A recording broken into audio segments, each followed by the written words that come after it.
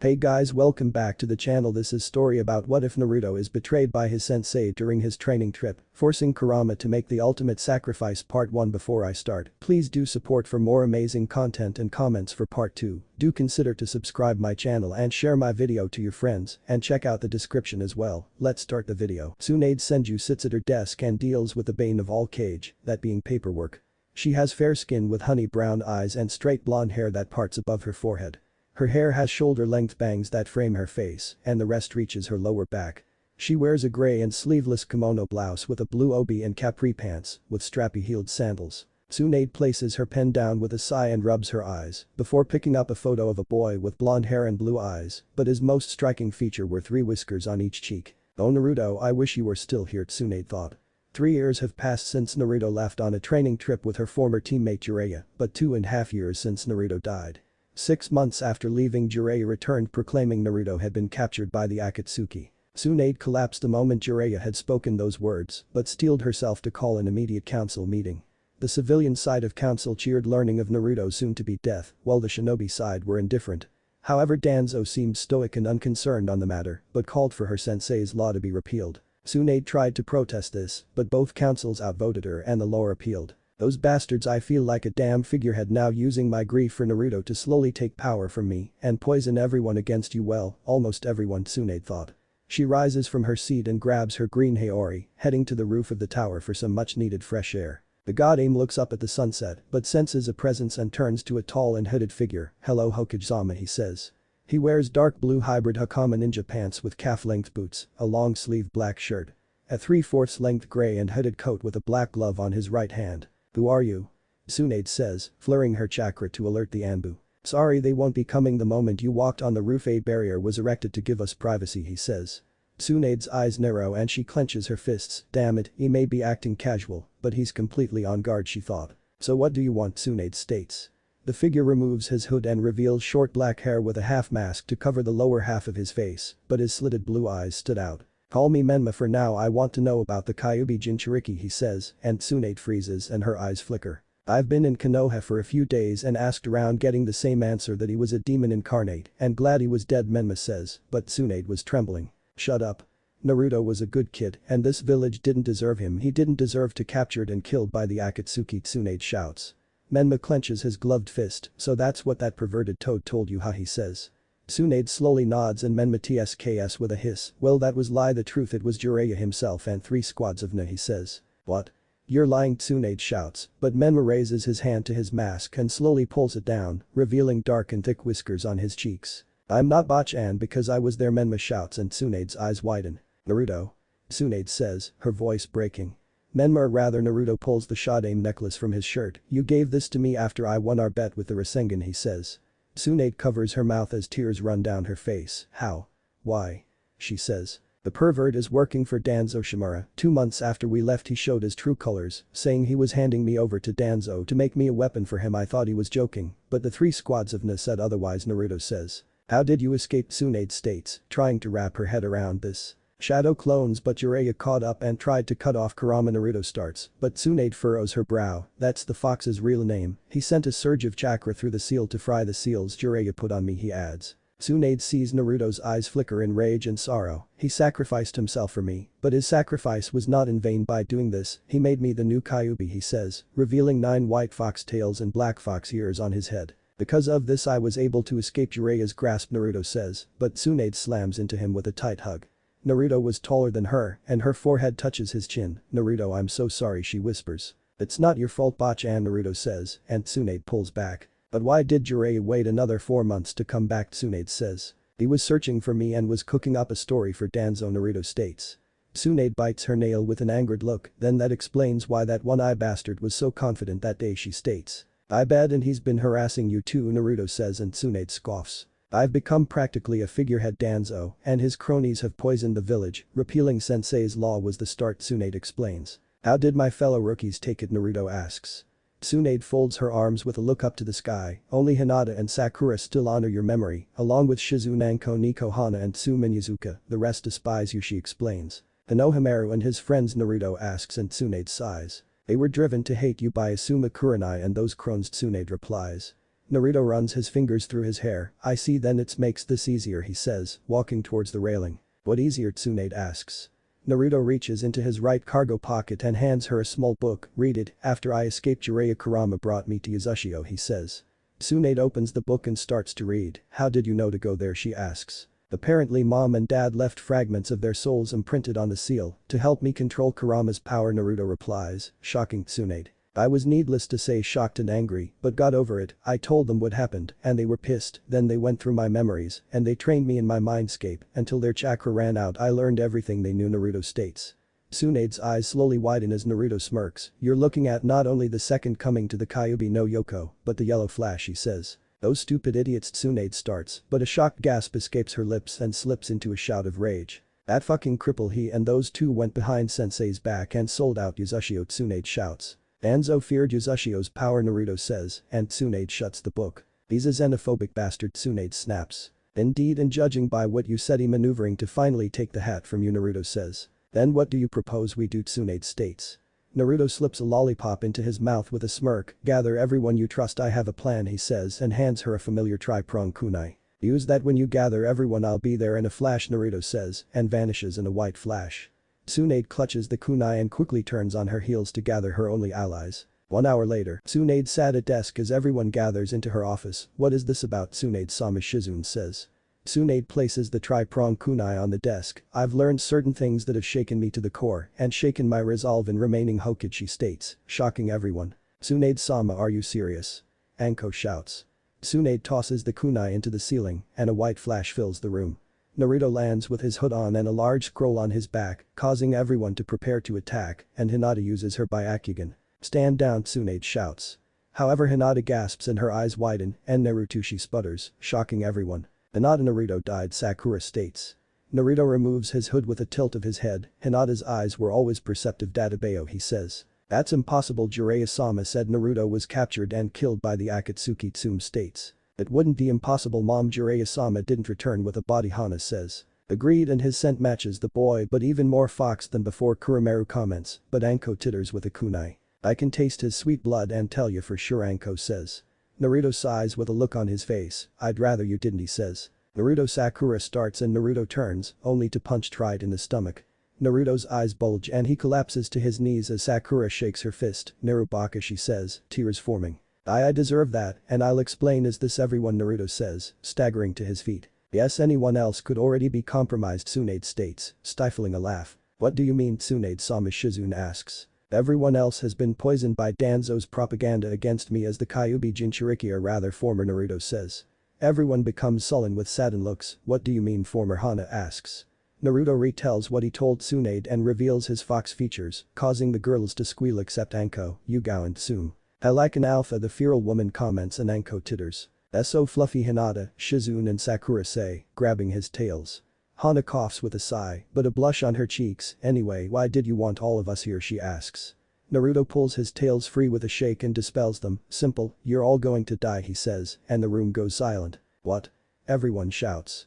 Naruto raises his hands in surrender. What I mean is I'm going to fake your deaths, allowing all of you to escape. However, if you choose not to go, I'll erase your memories of these moments, he says. Why do we have to leave, Naruto, Hinata asks. Well, because sooner or later Danzo will finally make a move on Bachan to become Hokage, Naruto starts, but sighs. Besides, haven't your father, fellow rookies, fellow jonin and villagers become cold towards to you all, he adds. He's right, the village has always had it out for me, but now with you dead it's been shifting back to me, Anko comments. My Anbu team is starting to question my loyalty, Yugao says, removing her mask. Father even branded me, Hinata says, moving her bangs. Naruto clenches his fist. So what say you all, he says. My family is slowly moving me out of the pack, so I'm in, Hana says. I agree with my pup. Kiba has become more vocal to oust me as clan head, and the elders are agreeing, Tsume states. Konoha has never liked me, so what the hell, Anko states. Nico stares at her mask but looks to Tsunade. I serve the Hokage and where she goes I will follow, she says. Hinata stares at Naruto with poking of fingers, and Naruto, I want to go with you, she says. Thank you all. Now do you have everything? We can't risk waiting. I'll have some clones to see the fallout. I know this is a lot to digest, but we need to leave, Naruto says. Naruto makes 4 clones. Okay, hold hands, he says, grasping Tsunade's shoulder. Naruto raises a half-ram sign. Cover my scent and blow yourselves up, he says, and all 3 nod. The group vanishes in a white flash. Let's get to work, one says, and the others nod. XXX. The night was quiet for village of Konoha, but it was broken as the Hokage tower explodes. Anbu and Shinobi rush to the tower to battle the blaze as civilians flee in terror. However, the blaze was strong and took hours to put out, but over half the building burned. Danzo and his fellow elders arrive at the scene. What happened? Danzo says. The tower exploded in fireball. We believe Hokage-sama may have been inside. One Anbu named Wolf. Danzo grips his cane. I see, keep searching, he says. Could Tsunade have been inside? Kaharu states, and Hamura adjusts his glasses. This could be an opportunity, Danzo says. Morning soon came and the blaze was put out, forcing the council to meet at Anbu HQ. Do we know what happened? Shikaku asks. Preliminary report said the explosion was instant. Inoichi says. Do we know who was there besides Hokage-sama? Shikaku states. Hamura adjusts his glasses with a false concerned look. Personnel records show Shizune Kato Tsume and Hana Inyazuka, with their Ninken Anko Mitarashi Niko Sakura Haruno and Hinata Hyuga, he reports. Ah, good riddance, they're demon lovers, especially my niece Sachika, Haruno comments, flicking her strawberry blonde hair. Be that as it may, we have lost 3 Hokage in 16 years, we need long-term stability, or the other nations will prey upon us, Hiashi states, not concerned about his daughter. Then I nominate Danzo as Rakudame, Hamura states, and the council murmurs. I second the nomination, Kaharu adds. The council slowly murmur again but raise their hands in agreement. Then I accept your nomination as Rakudame, Danzo states. I'll contact Daimyo-sama with our decision and announce at the village, Hamura states, and the council trickles out, leaving the 3 elders. If we knew who committed this act I'd thank them, Kaharu comments. I would not. The scroll of sealing was in the tower, all that knowledge lost, Danzo states and grips his cane. Contact Orochimaru, it's time the Uchiha and wayward Sannin to come home, he adds, and both nod. Iwagakure ruins. Naruto and his cohorts appear among the ruins, and all of them were looking queasy from the trip. Tsunade was the first to recover and first to see the ruins of grandmother's clan, the source of the 3rd Shinobi War, she says. Indeed, 3 whole villages, no 4 villages to topple one small country, Naruto says. 4?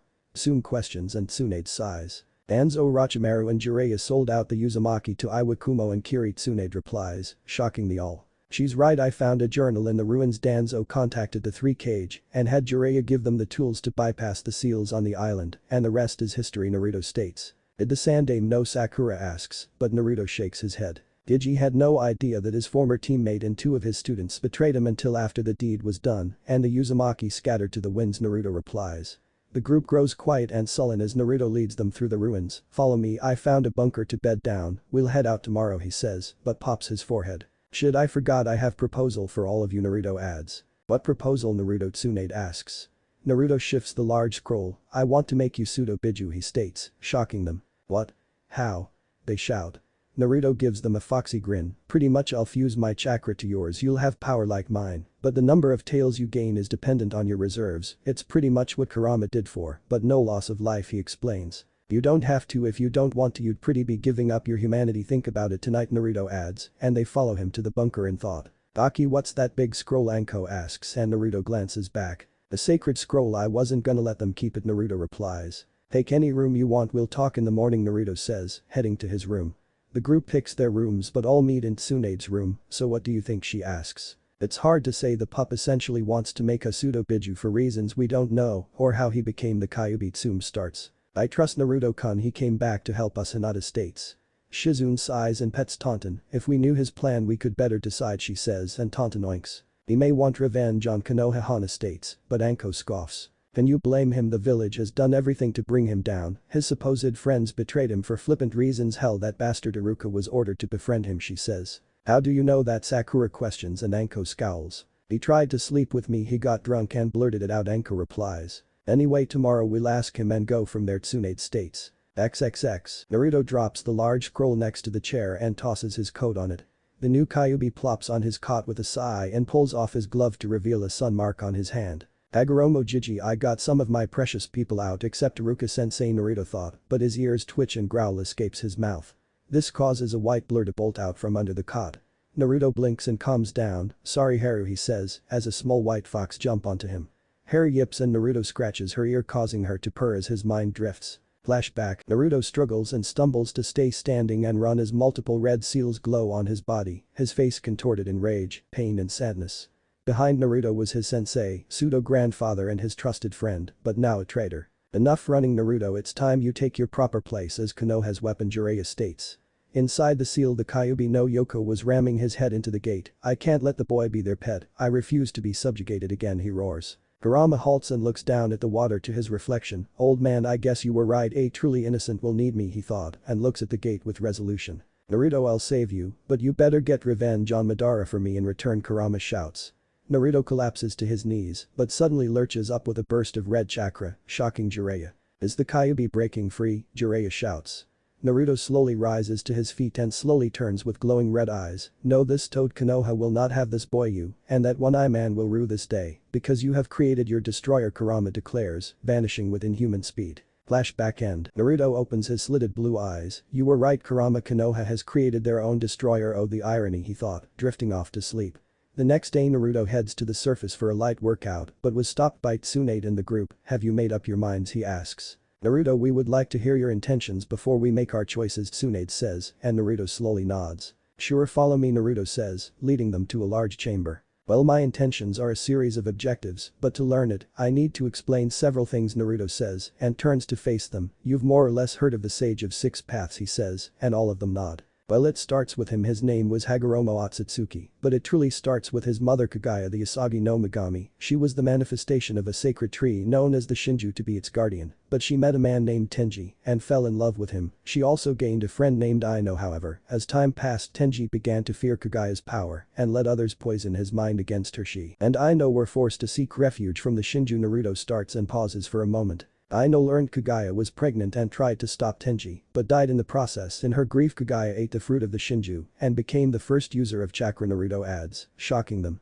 Kaguya was driven mad by the power and slaughtered Tenji and his co-conspirators. Time passed and she had two sons, Hagoromo and Hamura, but eventually the brothers turned against Kaguya for her actions in enslaving the world. Hagoromo possessed the Sharingan and eventually the Rinnegan, Naruto states. He possessed two of the three of the legendary Taijutsu Nikko or Yugao, Yuzuki states, and Naruto nods. How do you know this, Hana asks, and Naruto removes his glove, revealing the sun mark on his hand. When Kurama used a forbidden jutsu exclusive to the Biju he dubbed Sensei, I technically died and met Hagoromo Jiji, who told me the story. So to cut down on a long-winded explanation, Hagoromo had two sons, Indra, progenitor of the Uchiha, and Ashura, progenitor of the Senju, and Uzumaki. Indra believed in power, and Ashura believed bonds were important. Remind you of someone, Bachan, Naruto states. My grandfather, he always preached our bonds make us strong, Tsunade says, and Naruto nods. Yep, Indra and Ashura both refused to let their rivalry end. Indra hated Ashura for taking over their clan after Hagoromo's passing. Ashura refused to let his brother's madness spread, so their souls reincarnated over the years. One major set were Madara Uchiha and Hashirama Senju. The current incarnation of Indra and Ashura is myself and Sasuke, Naruto says, shocking all of them again. This is seriously fucking wild, Anko comments. Naruto folds his arms and stares at his hand. No kidding, now my objectives are simple. Stop the Akatsuki, kill Black Zetsu to prevent Kaguya's rebirth, take the six-path power from Sasuke to end Indra's legacy. This last one is personal. 1. Destroy Konoha, he says. So you do want revenge on Konoha, Shizune states, but Naruto shakes his head. Not Konoha as a whole, just Danzo and all who follow him, Naruto replies and looks them in the eye. So you will undergo the transformation to help me, he asks. I will, Naruto, Hinata blurts. Naruto smiles warmly with a nod. Thank you, Hinata, I'm sorry I didn't realize your feelings for me sooner, he says, shocking Hinata. So you finally realized it, huh? And I'll take the change, Sakura says, and Naruto rubs his head. Yeah, merging with Kurama help, Naruto says. I'll help you, Naruto. Konoha has taken so much for me, it's high time they pay me back, Tsunade states. Hana and I will opt out, it could affect our dynamic with our Ninken, but we will help you, Tsume says, and Naruto nods. That's fine, I can't force you to make this choice, and your help is appreciated, Naruto says. If this change lets me kill Orochimaru, I'm an, Anko says. Shizune ni, Nico ni, Naruto asks. I will help you, Naruto-kun, but decline the Sasei, Yugao comments, and Naruto nods, scratching his ear. I'll help you too, Naruto, I am your big sister and I need to help my little brother, Shizune says, and several yips echo. Naruto looks back and Haru was trotting up. Morning, Haru, he says, picking her up. Oh, this Haru, I found her on the island, she is actually the first to receive my chakra, giving her two tails, Naruto says, and Haru climbs onto his head. Okay, everyone form a circle in the center, Naruto says, and the group complies as Hana, Tsume, Yugao, Kuramaru and the triplet stand next to him. 5 seal-less clones pop around Naruto and stand behind each of them. Alright, these clones are pumped full of my Biju and six-path chakra, they will transfer it your own and facilitate the change. Don't fight it, just let it happen, he says, as the clones place their hands on each of their backs. Ready, Naruto says, and all of them nod. The clones bring forth their chakra as their hands glow a bright red before 5 small domes of energy engulf the 5 of them. Hana, Yugao and Tsume's eyes widen at the amount of oppressive chakra erupts, but Naruto stands in front of them to channel his own, which was bright and warm. 5 minutes pass as the domes die down, revealing them changed but reborn. Hinata was the first to move with 7 lavender tails swishing behind her, her form was now of an adult with her hair now to her waist. This is too weird, Sakura says, seeing her 7 pink-tailed tails with black tips and like Hinata more mature. Finally they're big, Sakura thought, seeing her larger Tsunade gets to her feet with 8 blonde tails with black tips, but her form now in her early 20s. Shizune staggers to her feet with 6 black with white tipped tails, but she gasps as her were much larger than before, while Anko has 6 purple tails. So how do you all feel, Naruto says. Each of them test their bodies, hell of a lot stronger, and that fucking mark is gone, Anko shouts. Hinata and Sakura look in her early 20s, Shizune says. It seems to push her body to peak condition like me, Naruto says. So what now, Naruto, Tsunade says, her new ears twitching. Naruto pulls hair off his head, we pack up and head to my base, but before we go I want you to get used to your new bodies, you are immensely stronger than before, he explains. How do we make our tails and ears go away, Sakura asks and Naruto smirks. Just think about it, Naruto says, and they comply, returning to normal. Where's your base, Naruto, Hinata asks and Naruto smiles. Snow country, or rather spring country, Naruto says. Naruto sits on the roof of the cage tower, with his legs crossed and Haru in his lap. This tower indeed resembles the one in Konoha, he thought. It has been a month since he brought Tsunade and the others to Uzushio, turning them into pseudo-fox Biju. Naruto sent a clone to Spring and informed Koyuki that he would delay his return and properly train the others. However, something unexpected or expected in Naruto's case came about as Tsunade, Anko, Shizune, Sakura and Hinata were unconsciously releasing pheromones. Tsume and Hana were the first to notice and confronted him about it, to which he explained that the 5 of them would experience animal urges, such as wanting to mate and lay claim to the alpha. Tsume knew what Naruto meant and agreed to teach the others to control their urges. Needless to say, Hinata and the others were shocked at this revelation and spent the next week avoiding him, but eventually came around. The next 3 weeks Naruto taught them the Kage Bunshin, allowing them to shape up their flaws and strengthen their core skills. Naruto showed them a treasure trove of weapons, jutsu and knowledge for them to learn, allowing them to expand their respective skill sets. Ready to go home, Haru, Naruto muses, rubbing her ear and hair yips. Naruto rises to his feet and vanishing with a swirl of wind, reappearing outside the village. Tsunade and other were mediating, but their fox ears twitch at every sound. Time for us to leave, Tsunade asks. Yeah, I've been gone too long, Koyuki will be mad, Naruto says. Everyone gets to their feet, I am so taking a long and hot shower, Sakura says. Same with me and some dango, Anko comments. Naruto hands Haru to Hinata and everyone joins hands before they vanish in a huge white flash. Spring country, Naruto and his group appear in the courtyard of a large compound. Welcome to my home, he says. Everyone looks around in shock at the beautiful scenery and large home. It has several training areas, a dojo and outdoor bath, Naruto says, letting Haru down to run around. I need to report and the house is yours, feel free to explore, Naruto says and vanishes in a flash. Anko, Sakura, Yugao, Hana and Tsume quickly rush off towards to the outdoor bath as Tsunade, Shizune and Hinata start to explore. This place doesn't look cheap, Tsunade comments, but it has a Spartan feel. The 3 continue to explore, finding 10 bedrooms and 5 bathrooms, also a fully stocked kitchen and a room full of weapons. However, one weapon stood for its large size. It was an incredibly large halberd with a large double-edged sword. Its pommel has a large crescent moon design and white wrapping to the blade. Kami, that is a huge weapon, Tsunade comments. The 3 continue to explore but eventually make it to the outdoor bath. About time, Anko chirps. We wanted to see the place, Shizune says, stepping into the water. Tsunade and Hinata follow, but the younger hides her and Anko grins. I bet Naruto gonna love riding those titties, she says and Hinata eeps. Or Tsunade some, as Anko adds and Tsunade chuckles. Think so, or is it the hormones talking, Tsunade comments. Sakura runs her towel over her cheek. I can understand Hinata being attracted to Naruto, but all of us, she says. Since Naruto made you into pseudo-foxes, he is the alpha and you want him to mate with you. We taught you to control the urges on Uzushio, but it's still there until you actually have sex with him and mark him our alpha, Tsume comments, sipping some sake. To be honest, I was attracted to the little brat, he was so cute and I so wanted to corrupt him, Anko muses. His whiskers are cute, Sakura comments. Hinata submerges herself with red cheeks. I want to make love with Naruto, but I am so embarrassed, she whispers. Then do it, Hinata, you loved him first, so go for it. We can wait, just tell us how big he is, Anko says, and Hinata blushes brightly with steam rising from her ears. Break. Meanwhile, Naruto was standing in the study as Koyuki sat at her desk. Sorry for taking too long to return, he says. It's alright, Naruto-kun, how are the others, Koyuki says. She has long black hair with bangs that sweep on each side of her face and violet blue eyes, wearing a green blouse and a gray skirt with brown shoes. They're adjusting well, but they'll need to keep a low profile for now, Naruto explains and cups his chin. I could make them my ghosts like you are, that way they can teach the next generation, Koyuki states. Naruto softly smiles with a glance outside. So you are going through with your goal of establishing a shinobi village, he says. Koyuki rises from her seat and makes her way to the balcony. Yes, but not like the other nations, shinobi loyal to me and help the people from the shadows. I believe they can lay a proper foundation for it, she says.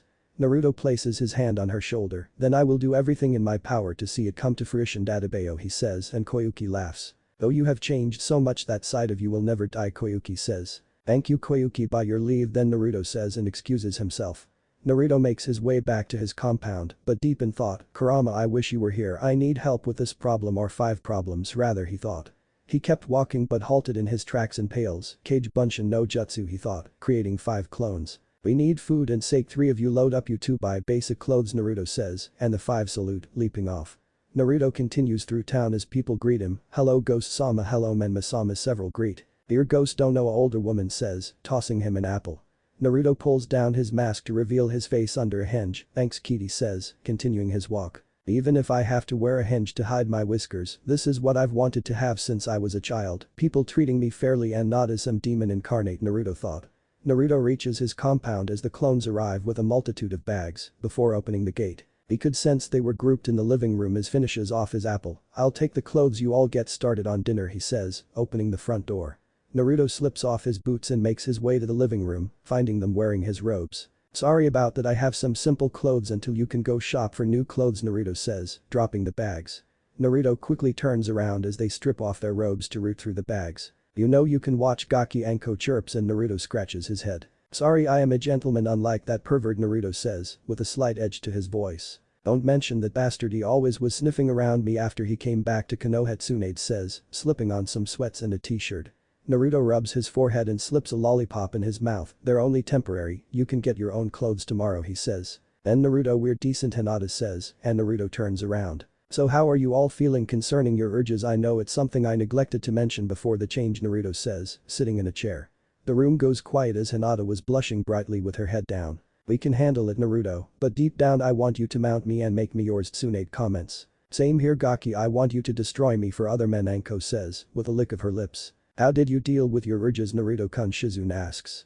Naruto points to the lollipop in his mouth. I suck on lollipops, however when I was on the island I used a Kage Bunshin and it hinged using my sexy jutsu, he starts and Anko laughs. So you fucked yourself, Anko laughs, followed by Tsume. Yeah, and it worked for about 3 months, so I decided to return to the mainland. I went to a brothel in the capital and spent a week there. The matron named Yumi taught me how to properly please a woman and curb my urges, Naruto explains. Properly please a woman, Sakura queries.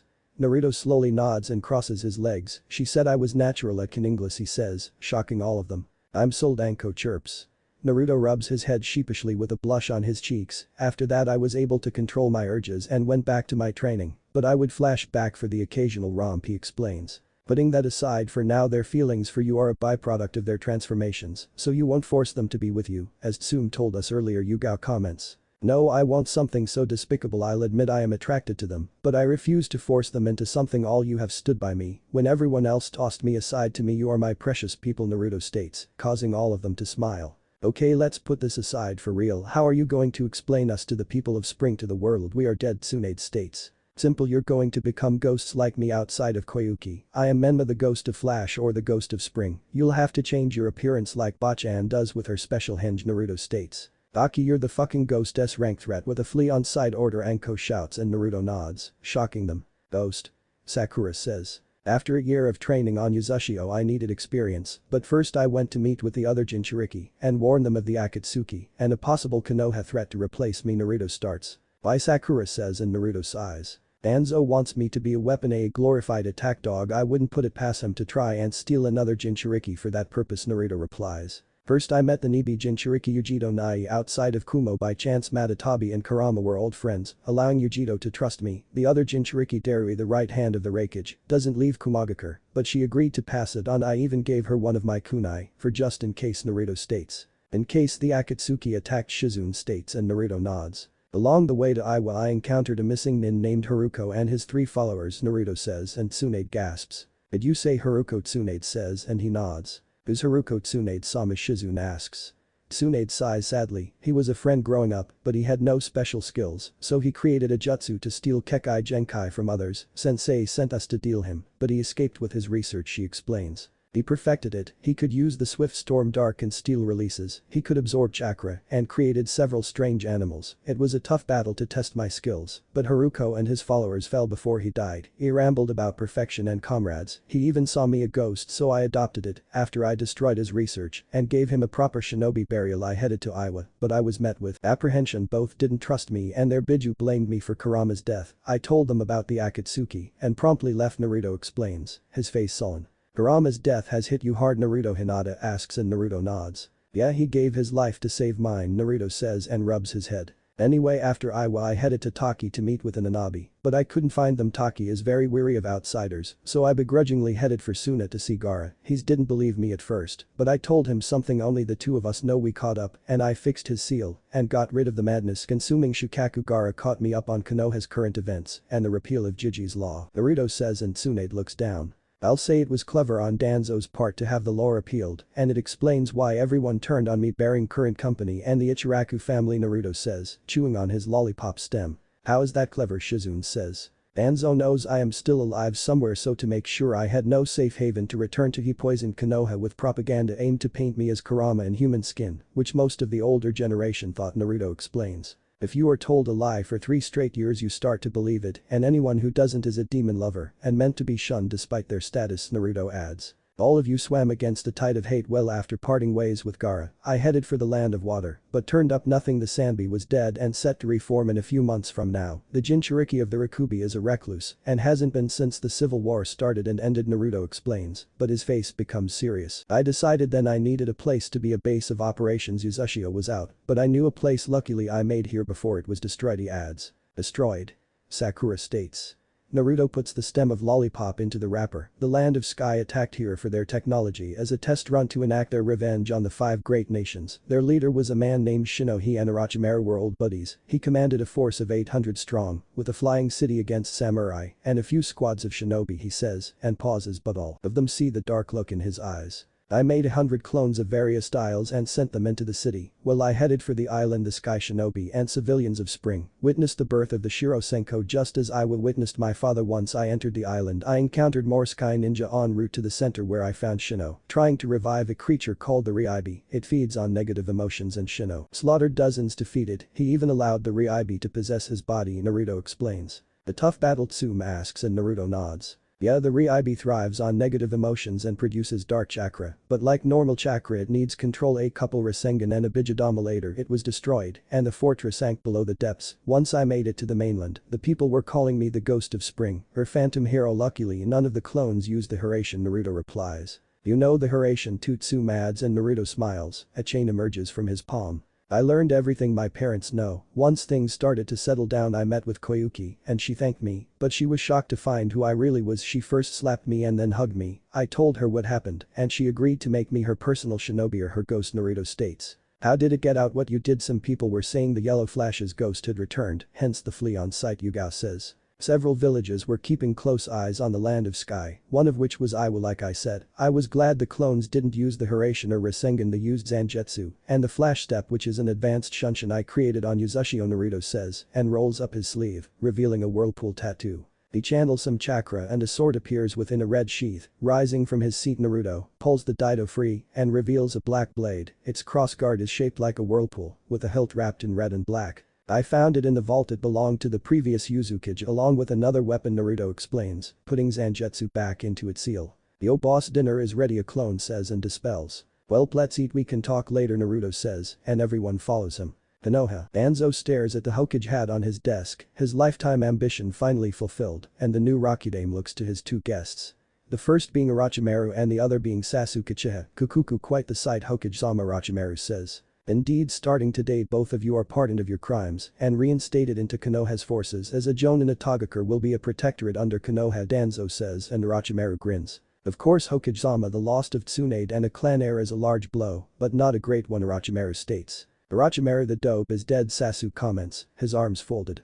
Danzo looks to the young Uchiha, yes for nearly 3 years now, but unofficially, the Jinchuriki could be still alive, according Jiraiya he says, but Sasuke ignores him. Bukuku Naruto-kun has always had the devil's luck, Sasuke-kun will find him in short order, with his Taka Orochimaru says and Danzo nods. Sasuke scoffs and heads off to train her brood, leaving the older men. As he awakened the Mangekyo Danzo says, and Orochimaru grins wide. I had him befriend a girl named Karen and eventually court feelings for her before he killed her and awakened his true eyes, Sasuke-kun is so ruthless now Kukuku Orochimaru says. But I want him as strong possible should the Jinchuriki return I want it brought to heel Danzo says. Of course Hokage-sama but I am curious have you heard about the ghost of spring or ghost of the flash Orochimaru asks. This ghost is ruthlessly efficient I am sending a correspondence to Spring in an attempt to convince him to join Konoha Danzo says. Bukuku I wouldn't mind possessing this ghost's body, they say his speed rivals Minato Orochimaru says, and Danzo scoffs. Once the correspondence is returned I will have Jiraiya make his way to Spring and meet with Ghost once Ghost comes here, my Sharingan will make them loyal to Konoha Danzo states, as the snake titters. Break. Naruto steps out into his garden with a look up at the night sky, a cigarette in his mouth this time. He runs his fingers through his hair with a sigh, Himura Jiji, should I have her meet you he muses. Who does Himura-san need to meet a soft voice says. Naruto glances and he sees Hinata stepping into the garden, you he says, shocking her. Me? Hinata states and Naruto nods. Himura Jiji is the progenitor of the Hyuga clan I met him during the time I met Hagoromo Jiji, after the battle with Kagaya Himura went to the moon to watch over her Naruto explains. Why does he wish to meet with me Hinata says, but Naruto shakes his head. I don't know he didn't reveal it to me Naruto says but sighs. Follow me Naruto says and Hinata follows him into the dojo. The pair take a seat on the floor and Naruto takes her hands, looking into her lavender eyes. First I wanna say I'm sorry for not noticing your feelings for me, I was busy pining over Sakura Naruto says, but Hinata touched his mouth with a shake of her head. It's alright Naruto I was so painfully shy and I always gave up I made so many mistakes, but you showed me the right path Hinata starts and then closes her eyes. I always chased after you I so desperately wanted to catch up to you, I always wanted to walk by your side fight by your side Hinata continues. Your smile and your strength saved me when they announced that you had died I was devastated, but seeing you here I can finally say that I love you Naruto now and always Hinata adds. Naruto's eyes widen and start to flicker, but a soft smile forms, thank you Hinata he says and touches their foreheads. Hinata gasps as she's standing next to Naruto outside a large open cage, where are we she asks. My mindscape Naruto says. A presence makes itself known in the pair to an old man with long white hair, is this her Naruto he says. Yes Himura Jiji this is Hinata Hyuga Naruto says. Himura approaches Hinata and looks into her Byakugan princess please save the world my brother created he says, placing his hand on her chest.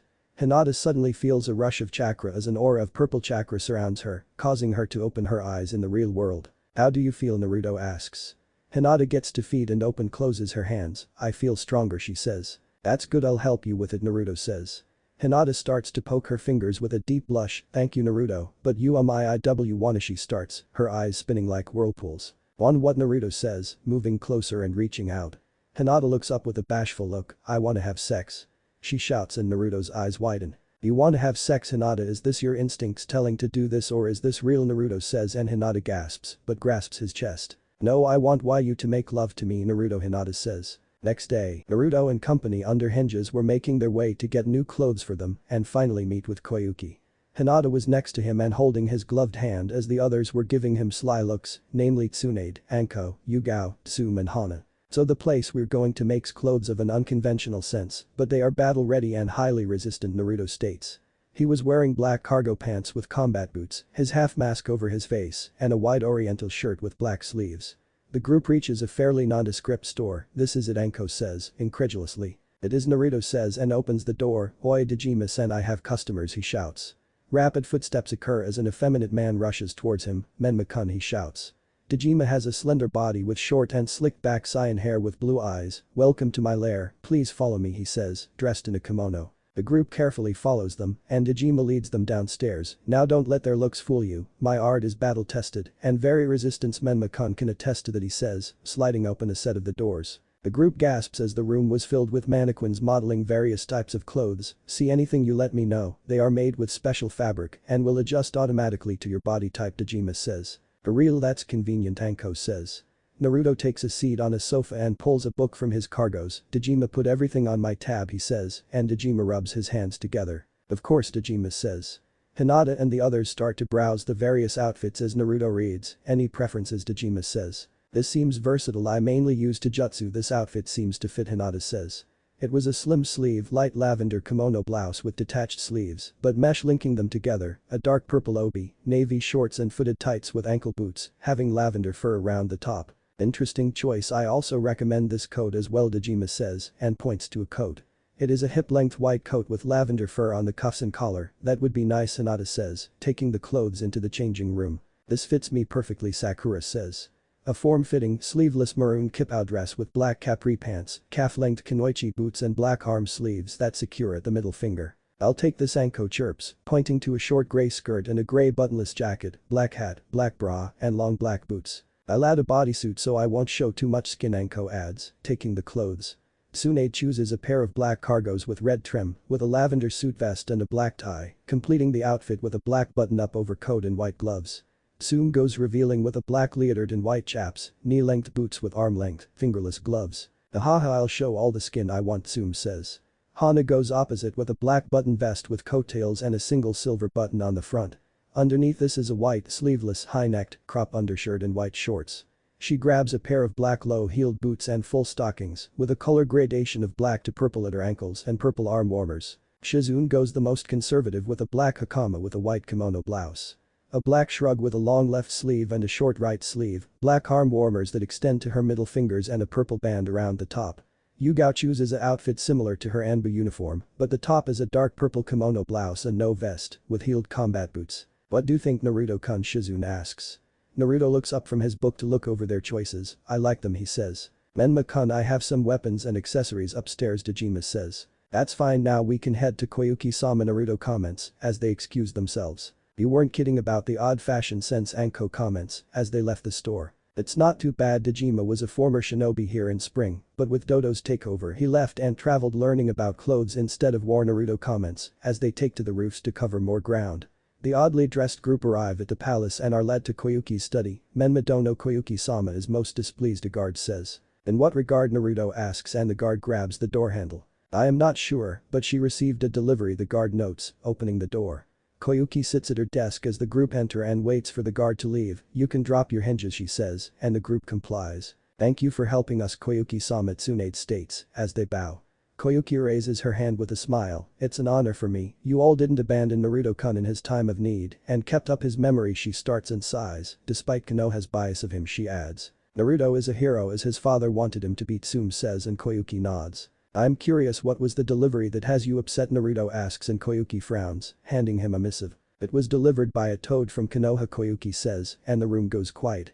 Naruto reads through the missive and tosses it back on the desk. "So they wish to meet with the ghost of spring, he says. "Should I decline?" Koyuki asks, but Naruto shakes his head. "No, just tell them I am not in country right now," Naruto replies. "Should that be a good idea?" Tsunade asks and Naruto smiles, with a fox-like grin. "Anyway, let's focus on the current events now, as Naruto did or didn't explain. I would like you all to join spring," Koyuki states. "That is all well and good, but technically we're all dead in the eyes of the world," Anko comments and Naruto snorts. "Though true, you would be doing as I do, you can wear a mask or special henge like Tsunade, you'll be ghosts or phantoms that answer only to Koyuki," Naruto explains. "I even have codenames to further insulate you. Tsunade will be Mercy, Shizune will be Sen for Senbon, Sakura will be Cherry, Anko will be Black Mamba, Tsume will be Widowmaker, Hana will be Wolf, Yugao will be Moon, and Hinata will be Cinnamon," Naruto adds. "I like that, haha," Tsume says, followed by Anko. Naruto chuckles, but suddenly his body goes rigid and a scowl forms. "One of my seal activated," he says, rolling up his right sleeve. "Akatsuki," Tsunade says, and Naruto slowly nods. "Possible or simply an accident," Naruto says, channeling his chakra to another seal. A long coat appears from the seal, and Naruto slips it on. It was white with blue trim and a beaked hood. "Hopefully this is nothing, but I've learned to hope for the best and prepare for the worst," Naruto says, pulling up his hood and it obscures his face. "Do you want any of us to got with you?" Hinata asks. "Stand by for now, I'll send a clone if I need any help," Naruto says and hold a ram sign, before vanishing in a white flash. Sunagakure. Naruto appears in office with Sai. "What the situation, Tamari?" he says, seeing the blonde. Tamari is a young woman with sandy blonde hair and 4 pigtails, teal green eyes, and dressed in a short-sleeve black combat kimono with red obi. "Gaara has been taken by the Akatsuki," Tamari says, and Naruto clenches his fist. "How long?" Naruto asks. "Just over a day and a half. Kankuro went after him, but he was poisoned," Tamari replies. Naruto pulls down his hood and a clone pops out. "Go get Mercy and Sen," he says, and the clone vanishes. "Why didn't you contact me sooner?" Naruto asks, walking towards Gaara's desk. "I've been stuck with the council since it happened. I've been trying to slip away," Temari says, plopping on the sofa. "He's still alive. The dummy seal I put over his new seal is still active. I'll bring him back," Naruto says, picking up a glove on the desk and takes a deep sniff. Another flash fills the room as Tsunade and Shizune appear with the clone, shocking Temari. "Tsunade Senju?" Temari shouts. Naruto tosses the glove back on the desk. "For now refer to them as Mercy and Senator. I'll explain everything once I return," he says. "We'll be under hinges to alleviate the stress," Tsunade says, and both activate their hinges. Tsunade's blonde hair now reaches her ankles and is now 2 shades darker. Her honey eyes are now a dark amethyst. Shizune's black hair turns ash white and reaches to mid-back with golden eyes. "Alright, but Naruto, you should know the council sent for assistance from Konoha. A team should be en route," Temari says, and Naruto tsks. "Won't matter," Naruto says and heads for the window. "I'll be back soon," he says, leaping out. "Alright, I'll lead you to Kankuro and the other injured," Temari says, and both nod. "Do you know who poisoned him?" Tsunade asks. "Sasori of the Red Sand," Temari replies, and Shizune gasps. "That could be problem," Shizune says, but Tsunade scoffs. Unknown location. Gaara floats in a blue bubble as chakra seeps out his mouth and eyes. Surrounding him were 6 projections and 2 physical people. One is a man with long blonde hair and high ponytail and cover the left side of his face. The second is a hunched over figure with a mask covering the lower half of his face, but what tied them all together were the black cloaks adorned with red clouds. "This is taking too fucking long with all of us," one of the projection shouts. He has slicked back silver hair and purple eyes with the Akatsuki cloak. "Shut up, hide," in a gruff voice says. He is very tall man with pupilless green eyes and red sclera, also with a mask covering the lower half of his face. "I would agree with Haiden Kakuzu, the Ichibi container has a weak seal, the extraction should have happened already," a monotone voice comments. He has Sharingan eyes with black hair and a ponytail and pronounced tear troughs. "Itachi is correct, the extraction of the Ichibi should be done," states a man with purple rippled patterned eyes. "Is the Ichibi showing resistance?" Pain, the lone female of the group. She has short blue hair and a bun and amber eyes, lavender eyeshadow and elaborate piercing. "We better hurry, our clones are fighting a team from Konoha with Itachi's little brother, a man with blue skin and shark-like features." "My foolish little brother," Kisame, Itachi says. However, suddenly Gaara vanishes in a flash of white. "What the fuck happened?" Haiden shouts. Naruto lands with Gaara on his shoulder in full view of them. "I happened," he says. "Who the hell are you and how did you get in here?" Himtadara shouts. Naruto shifts Gaara slightly. "I am simply a ghost," he says and smirks under his hood, his hidden eyes on Itachi. "Don't you just love space-time ninjutsu?" Naruto adds, and a bunchen pops up next to Naruto, handing over Gaara. The clone vanishes. "You are only delaying the inevitable, we will simply capture the Ichibi once again," Pain says, his purple eyes unblinking. "I can tell you now it won't be as simple as before. I come with a message, no warning, the Jinchuriki are under my protection," Naruto says, causing Haiden, Deidara and Kisame to laugh. "You're funny, stranger, too bad you're about to die," Deidara shouts, tossing a small clay bird. Naruto makes a fist with his right hand, a shuriken whizzes out coated with Raiten, stopping the bird in its tracks. "Sasori, Deidara, kill him and recover the Ichibi," Pain says, as the projections cease. Naruto stood stock still as Sasori waves his tail, and Deidara holds to lumps of clay. "Time to show you why art is explosion," Deidara shouts. Naruto tilts his head and raises his left arm and makes a fist, causing a long blade to shoot out of his sleeve. "Do not take him lightly, idiot," Sasori says, his voice gravely. Deidara glances to Sasori, and that proved fatal as Naruto blinks in front of Deidara with roundhouse kick, sending him into the rock wall, but as the back of his head touches the rock, Naruto slams a right straight to Deidara's head, causing spiderweb cracks, but slowly blood starts to trickle from the blonde's ears, eyes, nose and mouth as his body falls lifeless to the ground. "Now that the annoyance is dead we can talk," Naruto says, turning to face Sasori. "Talk you say," Sasori curtly replies. Naruto retracts his blade and reaches down to drag Deidara along. "Yes, you and I are similar as we are both army killers," he says, dropping the corpse. "I am the ghost of the Flash like you. I wiped out a nation with my repertoire. The fact that you haven't attacked proves you are smarter than your recently deceased partner," Naruto says, looking down at Deidara. I see you are powerful. The fact you bypassed the barrier with ease, you took the Kazuki-age with ease, you even killed Deidara with ease, so speak, what do you want, ghost? But first tell me what art is to you," Sasori says, and Naruto tilts his head.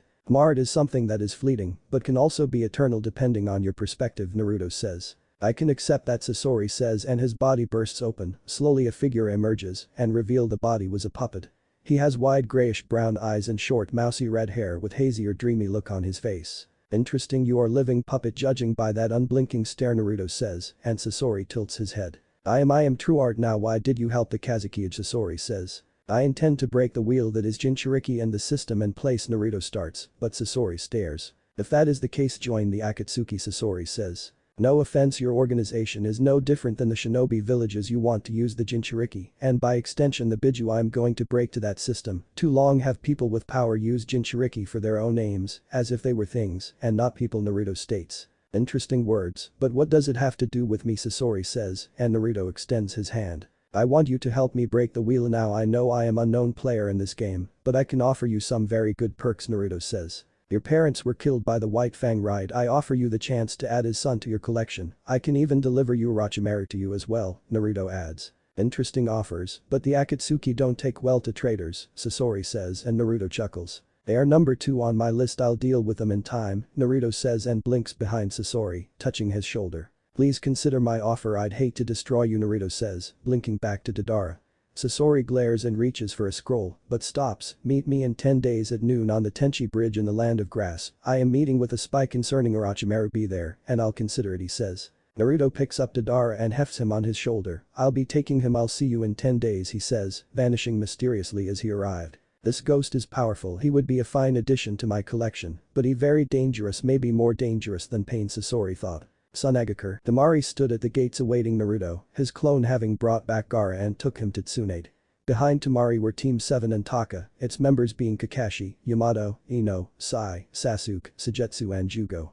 However, Sasuke was wearing a Jonin vest like Kakashi and Yamato. His outfit also consists of a light blue shirt with the Uchiha symbol on the sleeves, a pair of black cargo pants, shin guards, a light blue open front apron with red diamonds on it and boots. Temari-san, was it wise to let these unknowns save Kazuki-sama and your brother? Yamato says. Seeing that they saved my brothers without hesitation, unlike all of you, Temari says. Shut up, Sasuke needed to kill his brother, Ino says, and Temari huffs. Why are you still here anyway? The mission is cancelled because Gaara is now safe. No thanks to the mighty Konoha, you were only concerned with missing Nin than a cage, Temari adds. Mama, we would like to meet Kazuki-sama's savior, Kakashi comments. In the distance a silhouette appears with something on its shoulder. HN doesn't look tough, Sasuke comments, and Suigetsu titters. Maybe I can cut him up, Suigetsu says. Naruto comes into view, but his eyes narrow under his hood. It had to be them, he thought. Temari-san, has the Kazuki woken up? Naruto says, reaching the main gate. Not yet, Ghost, but Mercy and Sen are looking after him and Kankuro, Temari says, but sees the body. Naruto removes his hood and turns slightly to show Deidara's corpse. He was one of your attackers. Sasori got away for now, he says, but his gaze meets the Konoha group. Ghost, Yamato questions. My name is Ghost, but you can call me Menma. I didn't see you on the way back, so you ran away, Naruto says.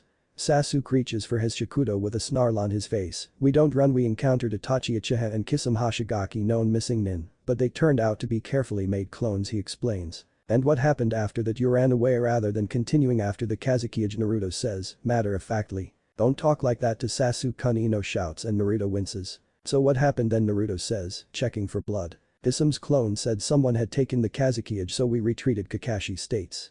Naruto rubs his forehead with a shake of his head, but spies a very familiar sword on Suigetsu's back. That's the Kubikirabacho. Last I heard it was in the possession of Zabuza Mamachi, he says. Suigetsu gives Naruto a grin. I reclaimed it. Get this, it was being used as a grave marker with some hunter mask. I broke it and took the sword. I plan on collecting all 7 missed swords, he says, in a cocky tone. So Konoha desecrate the dead, then a word of advice. Those that desecrate the dead are judged to join their ranks, Naruto says, his eyes narrowed. You call yourself Ghosticless, as in Ghost of the Flash, Sai says, and his group gasps, but Naruto rubs his eyes. Putting that insult aside, I am Ghost, or Ghost of Spring, Ghost of the Flash, but as I said, call me Menma now. I would like to collect the bounty on him and check on the Kazuki, Naruto says, walking past the group. Hide me, Sasuke says, and Naruto stops but keeps walking off, with a shake of his head and a sigh.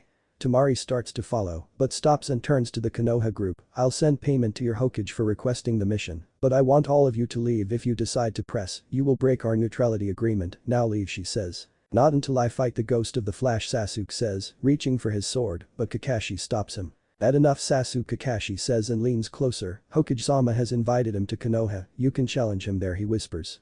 Sasuke scoffs and turns on his heels. HN, he says, as the group takes off. Temari watches them leave and sighs. How can the council be so stupid to ask for them, she thought, catching up to Naruto. He was standing near a pole with his arms folded and a lollipop in his mouth. What happened to the Akatsuki member? Temari says, as Naruto falls in step with her. I had a clone take it to the bounty office, Naruto says, as they make their way to the hospital. So a neutrality agreement Gaara never told me, Naruto says, and Temari nods. Yeah, Gaara wanted to break our alliance after seeing Konoha's treatment of you, but we were still weak from the invasion, so we signed a neutrality and trade agreement. However, those old fools on the council still placate Konoha for anything, Temari explains. How about a trade alliance with Spring? I can talk to Koyuki and have her convince the Wind Daimyo, Naruto says, as they reach Gaara's room. That would be a big help, Temari says, opening the door. Tsunade was looking through the chart as Shizune was healing. Took you long enough, Menmet, Tsunade says. Sorry, ran into some old friends, Team 7 and Sasuke, who is a jonin by the way, Naruto says, closing the door. I thought he was with Orochimaru, Shizune says. Naruto plops in a chair and moves his lollipop around in his mouth. Danzo may have called them back, but to make the team a jonin, and he's got merry little band of misfits, to one who took Sabusa's sword and broke Haku's mask, he says, crushing his lollipop with crunch. Anyway, how's Catboy, Naruto says, and Temari snorts. He's stable. I extracted the poison and made an antidote. I even impressed the old bag Chio. I told her we convinced me to train us, Tsunade explains. How long before he wakes up, Naruto asks, and Shizune stops her mystic palm. A few hours. Temari-san has gotten a room as the Oasis Hotel for the time being, Shizune states.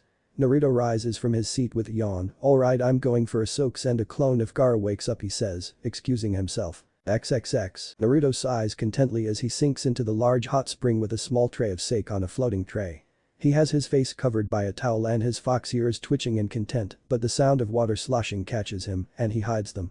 How'd you manage to escape, Naruto muses, taking a sip of sake. A woman takes a seat next to Naruto with a towel covering her head. He's a heavy sleeper, she says. How are things after my display, Naruto asks. Pain is quite perturbed. Sasori has gone dark, and Zetsu confirmed hints of Deidara's death, she says. I may or may not have convinced Sasori to aid me by dangling Kakashi and Orochimaru in front of him. We're meeting in 10 days in grass country on the Tenchi Bridge, Naruto states, taking another bump of sake. Should I inform Pain of this, she asks, but Naruto shakes his head. No, I can deal with Sasori if this goes sideways anyway. How's your health, Naruto asks. It's slowly progressing. I may take you up on your offer, she says. If it gets worse, use my kunai and I'll pull you out. Will the other one defect if needed, Naruto asks, his eyes closed. She is willing. Pain's actions as of late are worrying her. Their vision of things is differing from the original goal, she says. If she needs a nudge, reveal Danzo and Jiraiya's actions to her, she can be vital ally, Naruto says, and feels a kiss on his cheek. I will. Goodbye, Menma-kun, she says. Naruto opens his eyes and his companion is gone. Geez, she like a baddie, muses. Who's like a bat, Tsunade says, stepping into the water in a towel and her hair pinned up. Naruto pushes his tray to her. No one Gaara awake, he asks, but Tsunade shakes her head. Not yet. I wanted a soak. I'm curious about something you said. You wanted to destroy Konoha, but only those who follow Danzo. What if, Tsunade asks. What if the whole of Konoha follows him? Naruto starts but sighs. Then they die. I am no longer the naive and stupid child that you met those years ago. I've gained some of Kurama's cynical worldview. The people of Konoha are sheep. They hate me for carrying Kurama, yet they revere my father. The civilians of Konoha believe they know shinobi things. You saw it firsthand in council meetings. The civilians insert themselves into things they know nothing about, Naruto adds. Is that why Koyuki wants shinobi loyal to her alone, but fight for the people from the shadows? Tsunade says, after a bump of sake. Yes, a shinobi should not serve two masters. All shinobi suffer from this, but Konoha has taken it too far. The previous Hokage would weep at how Konoha has perverted itself, present company included, Naruto says, and Tsunade scoffs. Preach, those fools would never have done this if my grandfather or granduncle were alive. Hell, Sensei in his prime, Tsunade says. Naruto rises to his feet and Tsunade sees the numerous tattoos of foxes, spirals and flowers on his body, but his scars drew her in with a Chidori wound to his chest being the prominent. I kept them as reminders to keep me on my path, Naruto says, wrapping a towel his waist, but her eyes widen.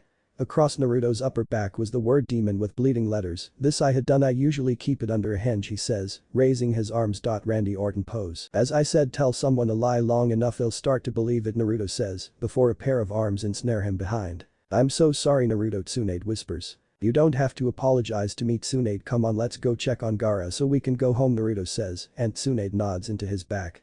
The pair dry themselves and gets redressed to make their way to the hospital. XXX. Gaara slowly opens his eyes to a white ceiling and the smell of medical cleaner, Kazuki Ijzama voice says, and he sees Shizune. Who are you? Gaara asks. My name is Sen and I am an ally of Ghost, Shizune says, and Gaara's eyes widen.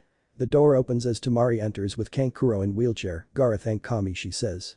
Gaara slowly sits up with a groan. I owe Ghost my life, he whispers. So do I for bringing mercy and Sen, Kankuro says, and Shizune gives him a cup of water, followed by Gaara. Where is he? Gaara asks. He should be on his way back. He is anxious to see you. It's good thing Temari-san could use his kunai, Shizune states. Are the council sent for a Konoha team, Tamari says, and his eyes narrow. However, Ghost made it back before they arrived, but I paid them for the request to appease them for the moment, she adds. The door opens as Naruto and Tsunade enter. Finally awake Gaara, he says. Thanks to you, Ghost, Gaara says, but Naruto waves his hand. You can call me by my real name, you are among allies, Naruto says, and places his hand on the door. You can drop your hinges, he adds, shocking both Kankuro and Gaara as Tsunade and Shizune reveal themselves. Adim-sama. Gaara says and Tsunade slowly nods. Yes, Naruto faked our deaths to escape Konoha before Danzo Shimura lead a coup, Tsunade explains.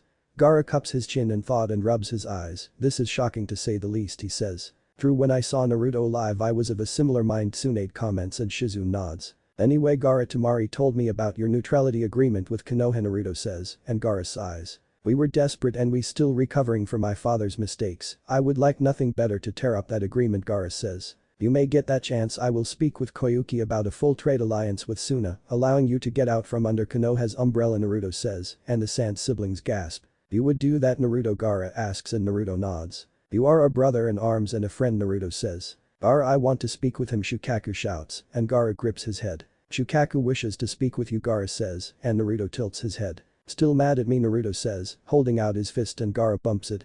The pair found themselves in a large space with a looming form of Shukaku.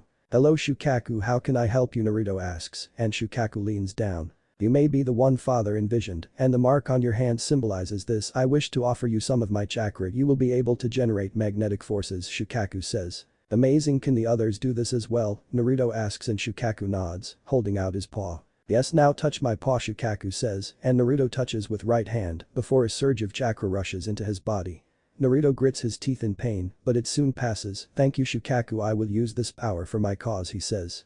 Naruto and Gaara open their eyes. Thanks, Gaara, he says. Likewise, Gaara says. What happened, Tsunade says and Naruto grins. It's a Jinchuriki thing, Naruto says and Tsunade frowns. Can I leave the hospital, Gaara asks, and Tsunade uses her mystic palm. Yes, but Kankuro needs to stay until tomorrow, Tsunade replies. We'll stay until tomorrow and return. I'll send a clone to inform the others, Naruto says, and both nod. Naruto, Tsunade, Sama, Shizune-san, thank you for saving my brothers, Tamari says, into a bow.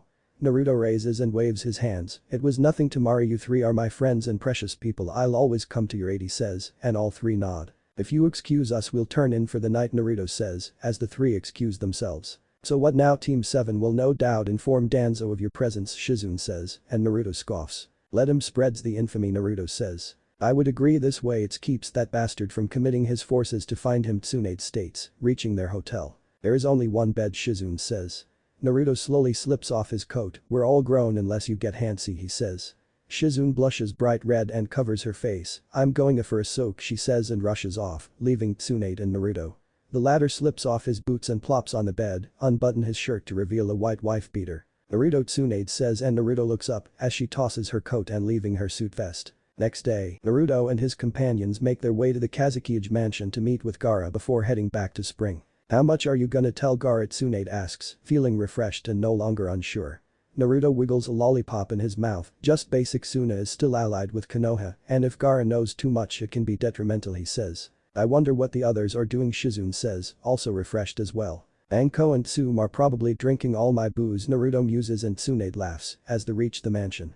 Anbu were waiting at the mansion gate and lead them inside. The Kazekage waiting for you, she says, opening the door. Naruto and his pair of mate find Gaara at his desk and Tamari sitting on a sofa. Morning all, Naruto says. Morning, Gaara replies. Naruto takes a seat in front of Gaara as Tsunade and Shizune take a seat on another sofa. So where do you want me to start, he asks. The death of the Godin, Gaara replies and holds out his hand as Naruto places a lollipop in his hand. Well, I came to Konoha to scope things out. People despised my existence and were quite happy I was dead, Naruto starts. The current Rakudame and the council repealed a law my sensei created to keep the younger generation pure, but frankly it didn't work as the older generation told their children to avoid Naruto at all costs, Tsunade comments. Indeed, in a bid for me to not have a safe haven to return to, my supposed friends and comrades turned on me, whether due to stupidity, laziness or simple blind hate, Naruto says and Tamari frowns. I waited a few days to scout and set up some things before going see Tsunade. She told me who was still loyal to me and gathered them all up, except a few others. I used a Hiraishin to get them out and a few exploding clones to do the rest, Naruto explains. I left another clone for the fallout and learned Danzo was quickly named Rakudame at the same time I took everyone to Yazushio and transferred some of my Biju chakra and turned them all into pseudo-fox Biju using my sixth path, Yang chakra Naruto explains.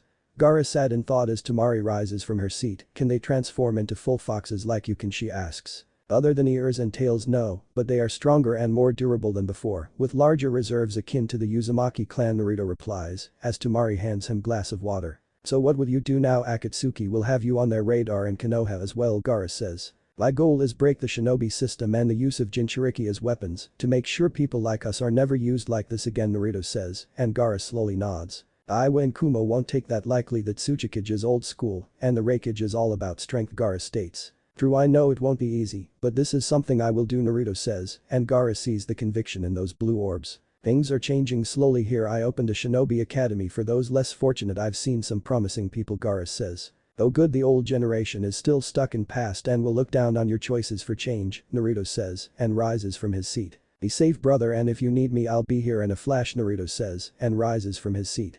Gaara holds out a scroll to Naruto, take this scroll it will help with your new skills he says, and Naruto takes it with a nod. Tsunade and Shizune grasp Naruto's shoulders as they vanish in a flash of white and Gaara sits back down, the world will start to change and we need to stay ahead of it to see it through he thought. Danzo stares at Kakashi's report and their failure to save the Kazukiage. He saved the Kazukiage and killed a S-rank missing nin with relative ease it seems he says, tossing the report. Opposite Danzo was Jiraiya and he picks up the report, he's proving his S-rank status Spring surely has found a diamond among the trash he says. Indeed Sasuke has expressed a want to face this ghost Danzo comments. I don't doubt the Uchiha has ability, but rushing into battle with an unknown is worrying Jiraiya comments. It seems the Spring Daimyo was correct that he wasn't in country Danzo says and Jiraiya nods. This actress may use this to her advantage to curry favor for alliances with other nations, Danzo adds. She is indeed a good actress I want her to star in Icha movie Jiraiya says and Danzo shakes his head. We need to bring this ghost and I want you to go to Spring and convince Ghost to come to Konoha Danzo orders and Jiraiya nods before heading out the window. A knock on the door echoes and it opens to reveal Ino, Hokage-sama she says. What is it Yamanaka Danzo states.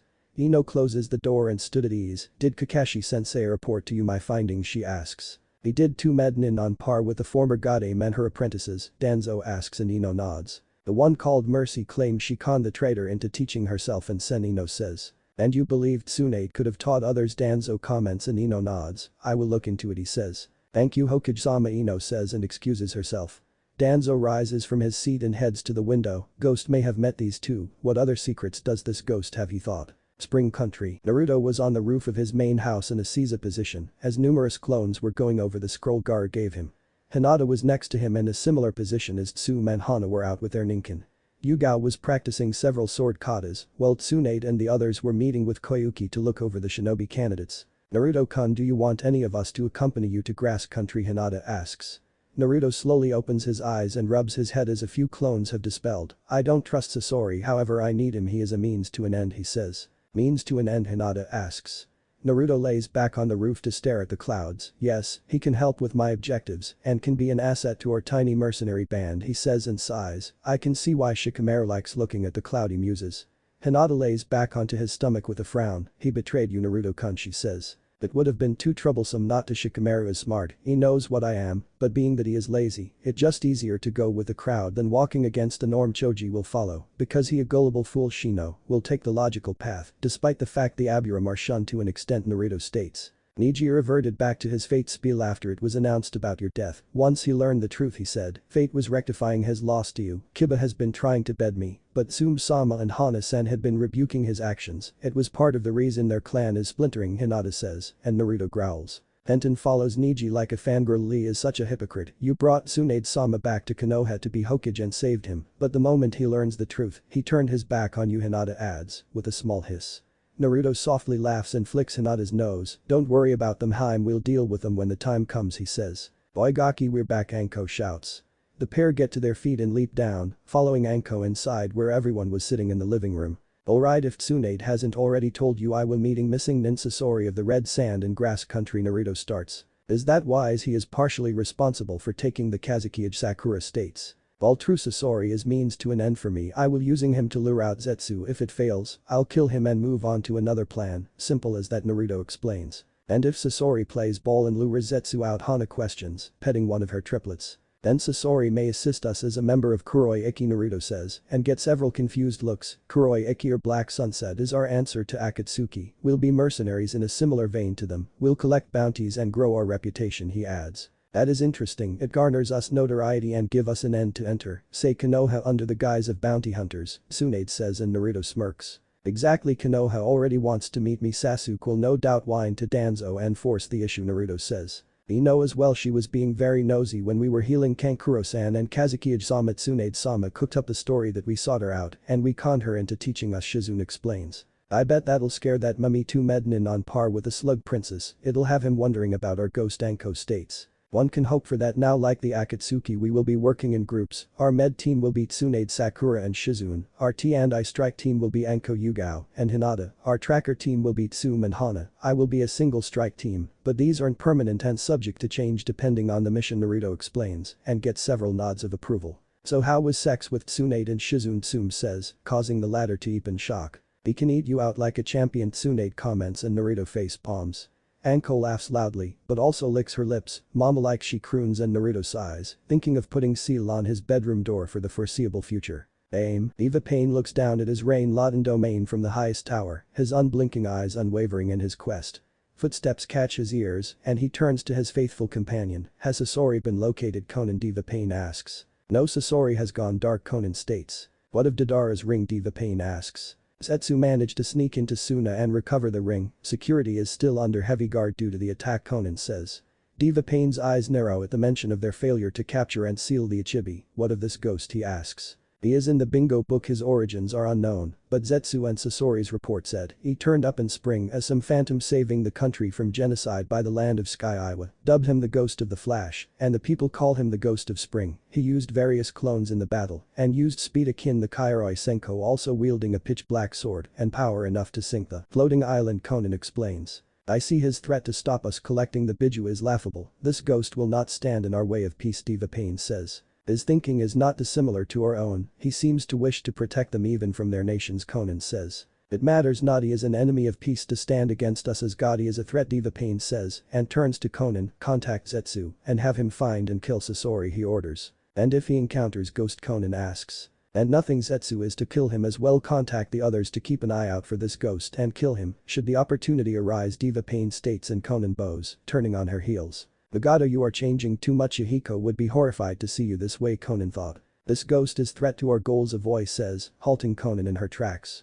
She turns to a tall and lithe figure with a orange spiral mask with a lone eye poking from the hooded cloak. He could also be an ally, Madara, Conan says. He fights for a small and weak country, he has prowess in battle, but he is a big fish in small pond, Madara states. Then wouldn't it be best to recruit him to our cause, Conan says, but Madara's eye narrows. No, our god has commanded his death, and Toby is a good boy, Madara says, and a distortion forms around his eye before he is swallowed. Conan stood for a moment but continues on. I do not trust him, she thought. Spring country. An hour later, Naruto makes way to the kitchen for breakfast, finding Hinata and Tsunade making food. Morning, Naruto-kun both said, and Naruto waves his hand, taking a seat at the table. Anko won't be joining us for breakfast, Naruto says. Tsunade places a glass of orange juice in front of him, so this makes 4 and now she insinuates, and Naruto sighs with a nod. I accidentally left the seal off my room and she snuck in, Naruto states. So Anko finally caught you, ha, help up, I might as you to turn me to, Tsume says, strolling up with a shit-eating grin. Naruto rubs his forehead as the others enter. Please don't, he whispers. You didn't force Anko, Sakura says, her green eyes glowering him. It was the other way around, she snuck into my room and they took advantage of me, Naruto says, defending himself, but Tsume laughs. Anko's been waiting for you to slip up, haha, Tsume says. So today is the day, Hahana asks, and Naruto nods, stuffing some sausage into his mouth. I sent out some clones yesterday to scout around and mark a suitable spot to Hiraishin to undercover. Sasori didn't give a specific time other than noon, Naruto explains. Naruto-kun, you should really bring one of us with you, Hinata suggests, but Naruto shakes his head. I'll be fine, Naruto assures. And if Sasori is sketchy, Tsunade asks, and Naruto runs his finger across his neck. The breakfast continues as they eat their fill and break off to their daily routines.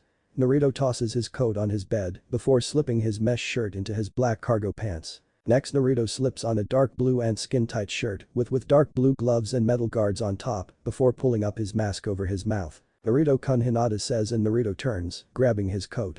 I need a favor Haim, I need you to put up a paralysis barrier in the courtyard, Naruto says. For Sasori, Hinata says, and Naruto nods, slipping on his coat. Naruto makes a fist and his hidden blade shoot out. Yeah, he still can't be trusted, even if he works with us, he says, retracting his blade.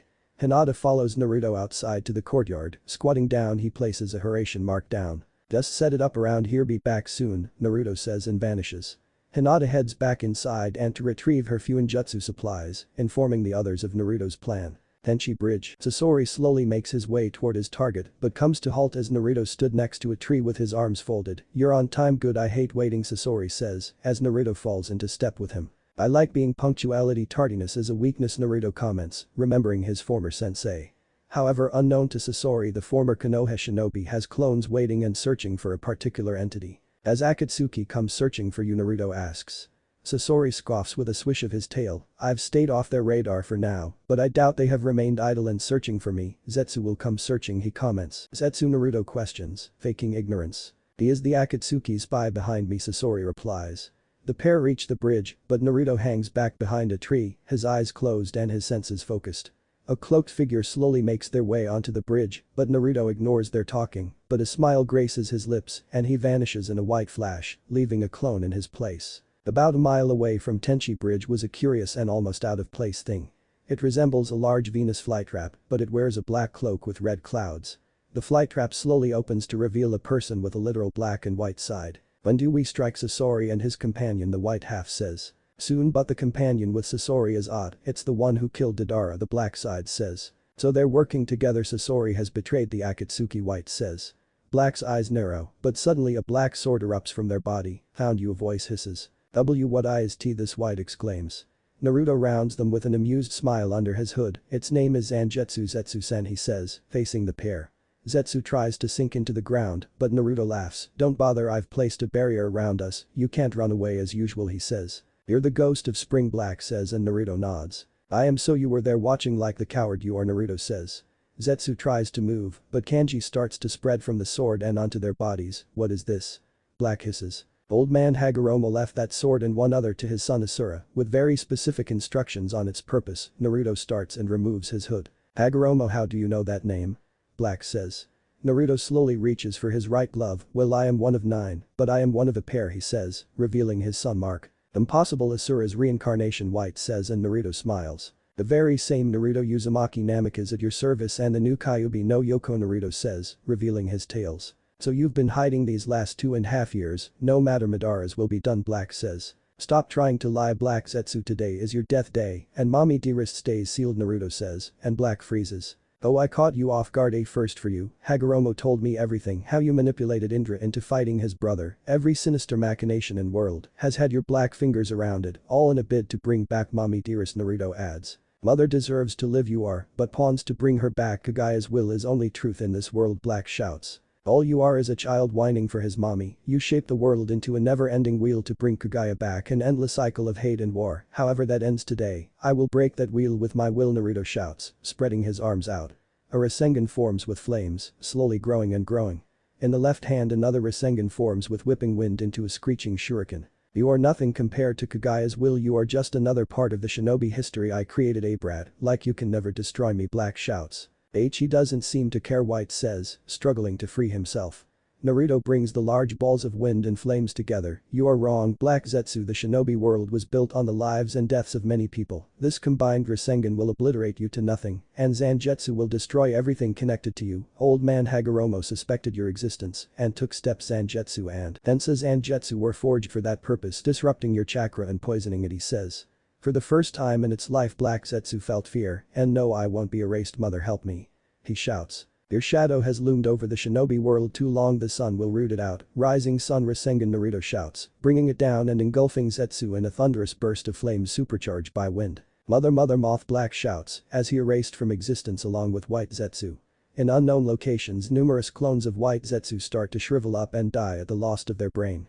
Naruto stares at the crater with serious eyes. Hopefully this is end of Zetsu, but one cannot be careful, he thought, touching a seal on his left hand and pulling. Slowly another black sword with a spiral hilt, but the black blade becomes more curved as it nears the tip, with 3 protrusions along the blunt end of the sword close to its tip. I still have Tensa Zangetsu if needed, Naruto thought, and vanishes in a flash of white. Naruto reappears near the bridge and deflects the spiked tail of Sasori with Tensa. Problems, he says. Orochimaru has returned to Konoha and Odo is a protectorate of them as well, Sasori says, and Naruto thumbs his chin in thought. That's very interesting, so have you made up your mind, Naruto asks. Sasori opens his Haruko puppet. I'll help you in exchange for Kakashi Haddock and Orochimaru, he says, extending his hand. Naruto takes Sasori's hand in firm handshake. Then we have a deal, now let's be on our way, he says. Sasori seals his Haruko puppet and Naruto's grasps his shoulder as they vanish without a trace. Spring. Naruto and Sasori reappear in the courtyard of Naruto's compound, but the latter halts in his tracks as his body wasn't moving properly. What is this, G-host, Sasori says. Naruto turns and removes his hood with a smirk. I just realized something, I no longer need you because I caught my prize, he says. Sasori's eyes narrow as Naruto reaches for his mask. What prize, he says. Well, I killed Zetsu, you were superb bait to lure him out, Naruto says, and Sasori's eyes widen, but quickly narrow. You used me, Sasori hisses, as Hinata and the others step into the courtyard. Naruto pulls down his mask with a nod. Yes, I did. I could have used Deidara as well. If Zetsu didn't come, I would simply kill the bait and find another member to lure him out, he says. Those markings on your cheeks, you're the Kyuubi Jinchuriki, Sasori says. Naruto scratches his ear with a nod. Well, you're half right, I am no longer a Jinchuriki, but I am the Kyuubi though, he says, revealing his tails and ears. You've grown quite cunning and ruthless, no longer a boisterous fool to fool someone as guarded as myself, Sasori says, with praise. I gladly take your praise with the death of Zetsu, and soon to be yours. Akatsuki's spy network is crippled, Naruto says, making a fist and his blade shoots out. I have been checkmated by a brat. One last request, Uzumaki, take my body to my granny and kill Orochimaru, Sasori says. Naruto rounds Sasori and places a hand on his shoulder. Consider it done, he says, driving his blade through the cylinder in Sasori.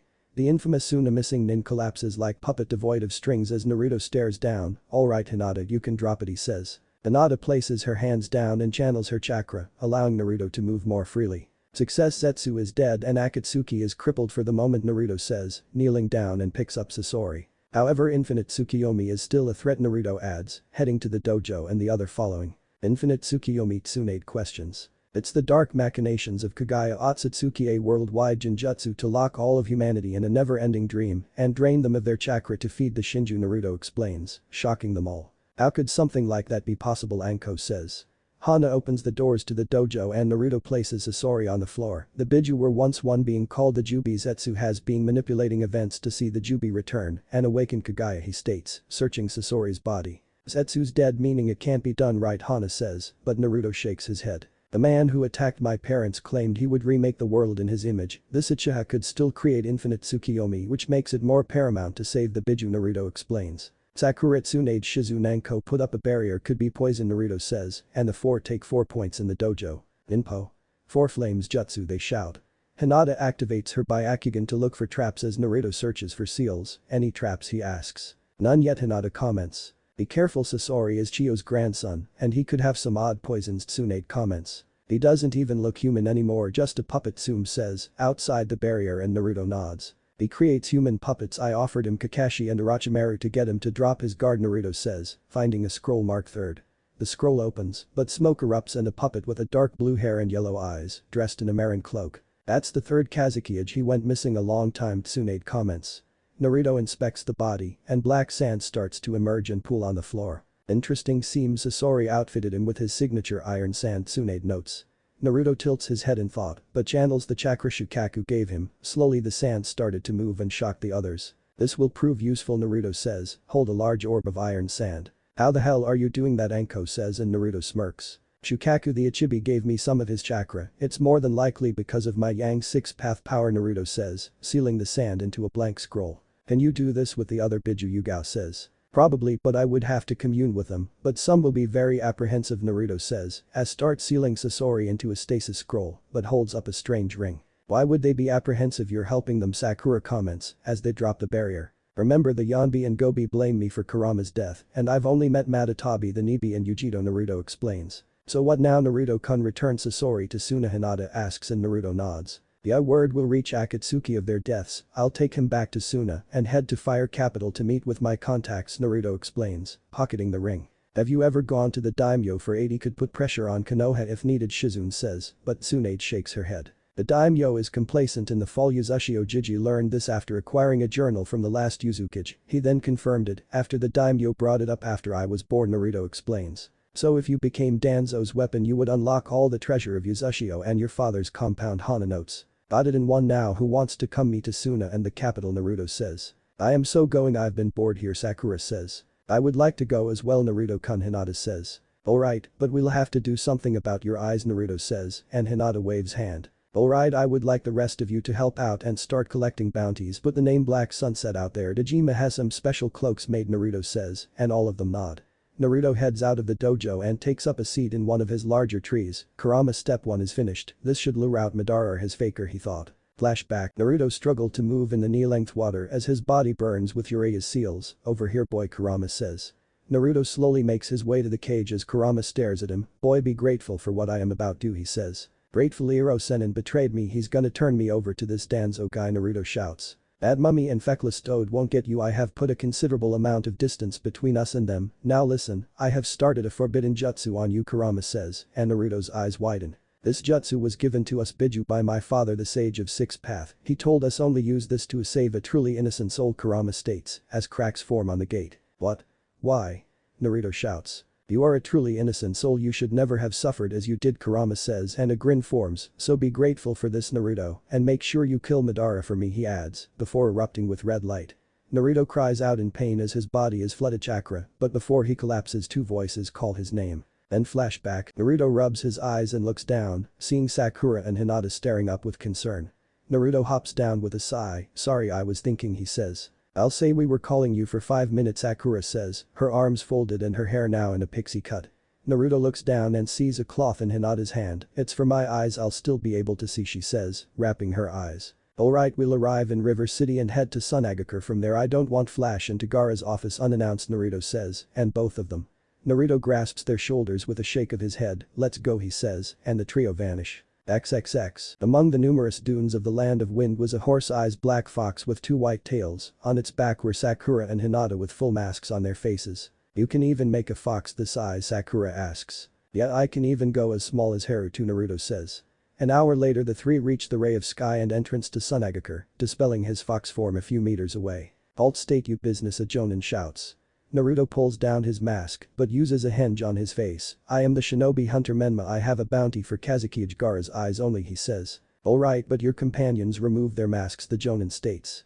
Hinata and Sakura comply, but the Jonin furrows his brow at the black cloth. My eyes are sensitive to light, Hinata says. Alright, follow the path, but Anbu will be watching, the Jonin says. The 3 make their way into the village with their silent escorts keeping to the roofs. You saved Gaara, but are being treated like an outsider, Sakura comments. It's fine, Cherry, I am supposed to be a ghost, Naruto replies, but notices the lockdown presence. Still on high alert, Hinata asks and Naruto slowly nods. They reach the Kazekage tower and their escorts break off to return to their posts. Is Gaara-sama in, Naruto asks, reaching his office. The secretary nods and buzzes them in, causing Gaara to look up from his desk as Naruto and his companions enter. Back again, already, Ghost and 2 new companions. Do you wish to tell me something, Gaara says, and Naruto rubs his head. This is Cherry and Cinnamon. They are a part of my mercenary group called Kuroi Eki, Naruto comments, pulling out a pair of scrolls. Same as Sen and Mercy from the snow, Gaara asks and Naruto nods. The very same. I have a surprise Sasori of the red sand and the puppet body of the sandame Kazekage, Naruto says and Gaara's eyes widen, taking the pair of scrolls. I found him in grass meeting with a contact, but the contact escaped in the ensuing battle between us. He was a formidable opponent and a master of the human puppet. His sandame could use his iron sand, Naruto explains, shocking Gaara. Did he reveal anything, Gaara asks. Just to return his body to his grandmother Chiyo, Naruto replies. Gaara quietly stares at the scrolls for a moment before rising from his seat and handing Naruto another scroll. This a proposal for an alliance with Spring Country. I've kept this from the council to keep Konoha in the dark for now, Gaara explains. Right, I'll send it to Koyuki-sama along the way to Fire Capital, Naruto says, and Gaara quirks an eyebrow. Just deposit Sasori's bounty into my account, he says. You don't make thing boring, Gaara, and Naruto sports a foxy grin before excusing themselves. Naruto pulls his mask back up with a sigh. Now we'll flash there, he says. The 3 exit Suna with no issue and Naruto grasps their shoulders before Flash stepping far enough away and using the Hiraishin to make to Fire Country. Fire Capital. Sakura and Hinata gasp as they were standing in a warehouse. Where are we, Sakura asks. Naruto slips off his coat and pulls down his mask. It a warehouse I own. I actually own several in certain nations, he says. The way to Hiraishin around, Hinata says, removing her cloth.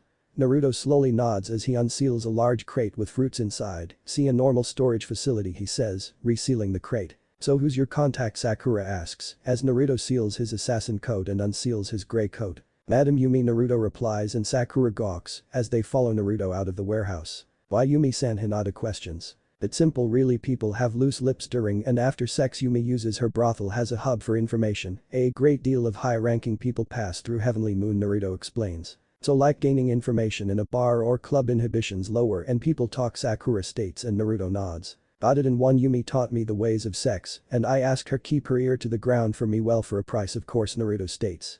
The trio make their way through town and reach Heavenly Moon within the red light district. Many of the women see him and start flocking towards them. "Menma-kun back already? Oh, Menma-kun, join us." "Menma-kun," several said. "Leave him alone, girls, can't you see the glares from his two companions?" a voice states. Sakura and Hinata spy a slender yet voluptuous woman with white hair pinned in a bun, light brown eyes, and a small beauty mark under the left side of her lower lip. She wears a low-cut red kimono, which hangs loosely over her upper arms, exposing her décolletage. She also wears heavy blue eyeshadow and green lipstick with her nails the same color. "Hi Madam Yumi," the woman says. Yumi slaps her fan on her wrist with an amused look on her face. "So what brings you today with two beautiful women?" she asks. "Can we talk in private?" Naruto states, and Yumi nods, beckoning for them to follow.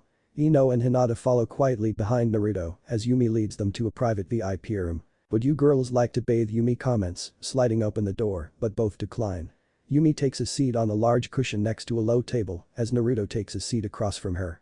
Sakura and Hinata take the other cushions next to him as Naruto picks up the casero on the table. "How are things in the palace?" he asks, getting to the point. Yumi's eyes turn serious and she claps her hands, activating the seal Naruto placed. "His nephew frequents us, he drinks whores around and whines about things. His son on the other hand is more loose-lipped, he complains about his father not getting something, but never went into specifics," Yumi explains, taking a cup of sake from Naruto. "Did he say what?" Sakura asks, and Yumi looks to Naruto and he nods. "Something they have waiting years for. The daimyo keeps that close to his vest," Yumi replies. "More than likely is Ushio's riches," Naruto thought, puffing on his casero. "You should also know the toad came last week," Yumi asks, taking a puff of her casero. Naruto taps his ashes with a sigh and plume of smoke. "Not surprising, no competent woman would touch him unless paid very well," he says, and Yumi laughs. "Indeed, his usual spiel, but he did say something interesting. He heading north to Snow to convince the former actress Yuki Fujiki's now daimyo Koyuki Kazuhana to star in his Icha Icha Paradise movie," Yumi states. Naruto shakes his head with a sigh. "He never ceases to annoy me," he thought. "Anything else of major note?" Naruto asks. Yumi takes a puff of her casero. "It's been quiet, but rumors are flying at the last Uchiha has returned to Konoha after the death of the god Aim and several others, but again no real specifics," she states, causing both girls to scowl. Naruto reaches into his coat and pulls out an envelope of money. "Thanks Yumi," he says, clapping his hands and releasing the barrier. "Not a problem Menma-kun, will you stay for a while?" Yumi says, rising to her feet and stuffing the envelope between her. "Sure, bring us a full course seat and some sake," Naruto says, taking Yumi's spot on the cushion. Yumi excuses herself with a smile as Sakura and Hinata take up seats next to him. "Things we knew and more information," Sakura says. "Is there no good people in the daimyo's family?" Hinata says. "His wife maybe, but Tora has shown otherwise," Naruto muses, and both laugh. "The fact that Konoha is spreading the Sasuke's back among them is interesting," Naruto says, placing the casero down. "I bet he uses that to get whatever he wants. I can't believe I had a crush on him. I thought he was so tragic losing his family," Sakura says, with a sullen look. Naruto reaches out to run his finger along her cheek. "We were kids, Sasuke was strong and the pride of Konoha," he says. The door slides opens as Yumi returns with several women carrying trays. "Anything else Menma-kun?" "A few girls," Yumi asks. "Not right now thank you Yumi," Naruto says. Yumi bows and excuses herself and Naruto pours himself a drink. "Let's forget about certain things and enjoy the spoils kanpai," he says, downing his sake along with Sakura and Hinata.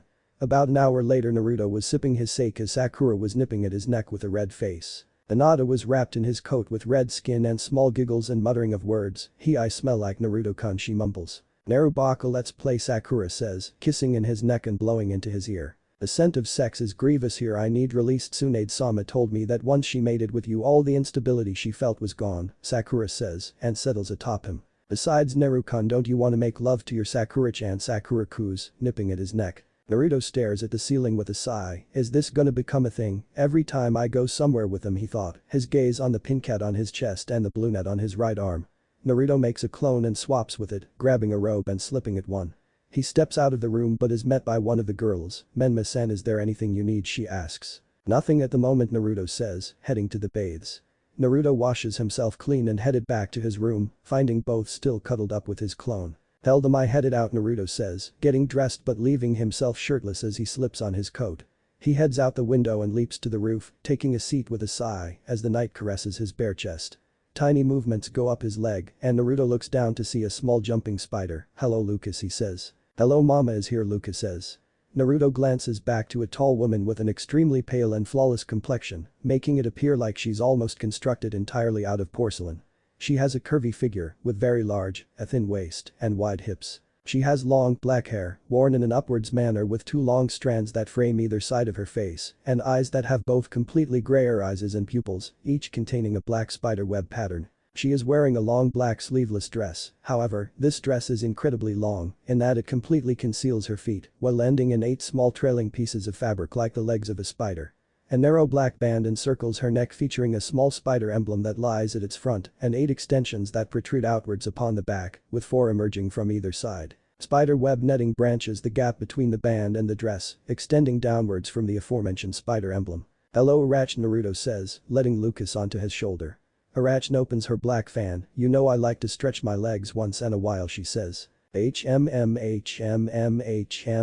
so anything you mean, Miss?" Naruto asks. "Other than that loathsome pervert pathetic poots of ejaculate, he should arrive in spring within a week. I have a few little ones on him," Arachne states, and Naruto snorts at her joke. "Good, can your little one sneak into the Namikas and send you estates?" Naruto asks. "I can," Lucas says, and Arachne laughs. "I know you can, Diraika Namen Makun," Arachne says, catching her slip. "Thank you Arachne-sama," Naruto says, letting Lucas down and both vanish in a puff of smoke. "Who was that Menma-kun?" Hinata says, standing with Sakura.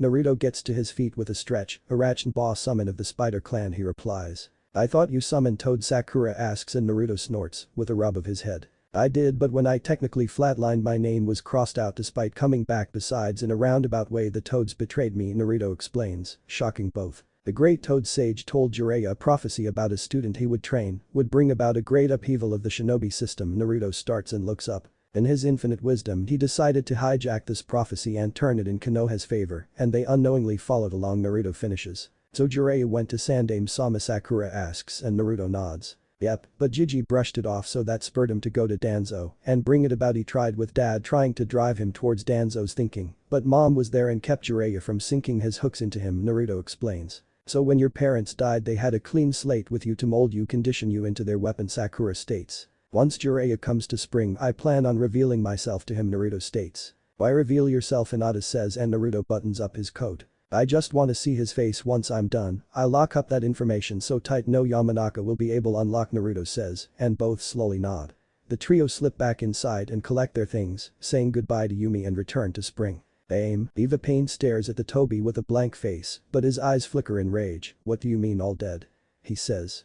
Toby stood with arms crossed inside his cloak. "All the white Zetsu clones are dead, which means Zetsu is dead," he says. "Zetsu doesn't work on the front line," Conan says. "That is true, and somehow Zetsu is dead, then this ghost is more dangerous than we anticipated," Toby states. "But how Zetsu is very good at concealing himself. If Ghost and Sasori did indeed kill Zetsu, how were they able to sense him? He is able to hide in Pain-sama's reign," Conan states. "That is the question. Perhaps we should re-evaluate bringing Ghost into Akatsuki," Toby says, but Kai fills the room. "No, this ghost has defied God, he is the devil and will be smited," Diva Pain says. "That may be true, Pain, but we have lost 3 members now, our spy network is in shambles," Toby states. "No matter, Ghost is a threat we can no longer ignore," Diva Pain states. "Do you really want to attack Spring? They are a small country like AIM," Conan protests, but Pain only stares. "They are a haven for Ghost as God, they must be smited to continue of path to peace," Diva Pain says, and Conan's eyes widen. "Toby, contact the others, I want them here in AIM within 2 weeks," Diva Pain orders.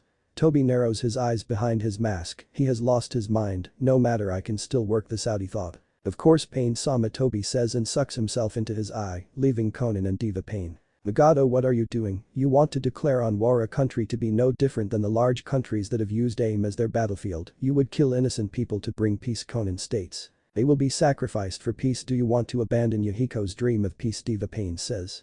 Conan stares at Yahiko's body with flickering eyes. "This is not Yahiko's dream. You want to murder people to stop one person who could help us," she says. "He is the devil, he seeks to stop our peace," Diva Pain shouts. "You have changed, Nagato, you have never been like this. Madara has changed you, and not for the better. Have you twisted Yahiko's dream of peace with Madara's rhetoric?" Conan says, but Diva Pain smacks her across the face. Konan clutches her face in shock, but it slips into anger, but her world goes black and she crumples to the floor. Standing behind Konan were 5 people with identical rippled patterned eyes, orange hair of various lengths and styles with various piercing. No words were spoken as the stoutest of the group hefts Konan onto his shoulder. You have defied God, now you are cast out of heaven, fallen angel Diva Pain says, summon several shinobi to spread Konan's fall from grace. Spring 1 week later, Koyuki sits on her throne and tries to hide her disgust as Jiraiya does his insane kabuki dance. Jiraiya-san, if you are quite finished, we can get down to business, she says. Jiraiya holds his pose but sighs in defeat. Alright Koyuki-chan, he says, but flinches as Koyuki glares. Koyuki-sama, I have for both a business and pleasure proposal, as I would like you to come out of retirement to star in my Icha Icha Paradise movie, Jiraiya says, but Koyuki makes a face. You wish me, a ruler of a country, to star in an adult movie and besmirch my reputation, Jiraiya-san, Koyuki says. Yes, but you won't have to do the sexual parts, or if you wish you can do it with someone you trust, Jiraiya says, correcting his slight.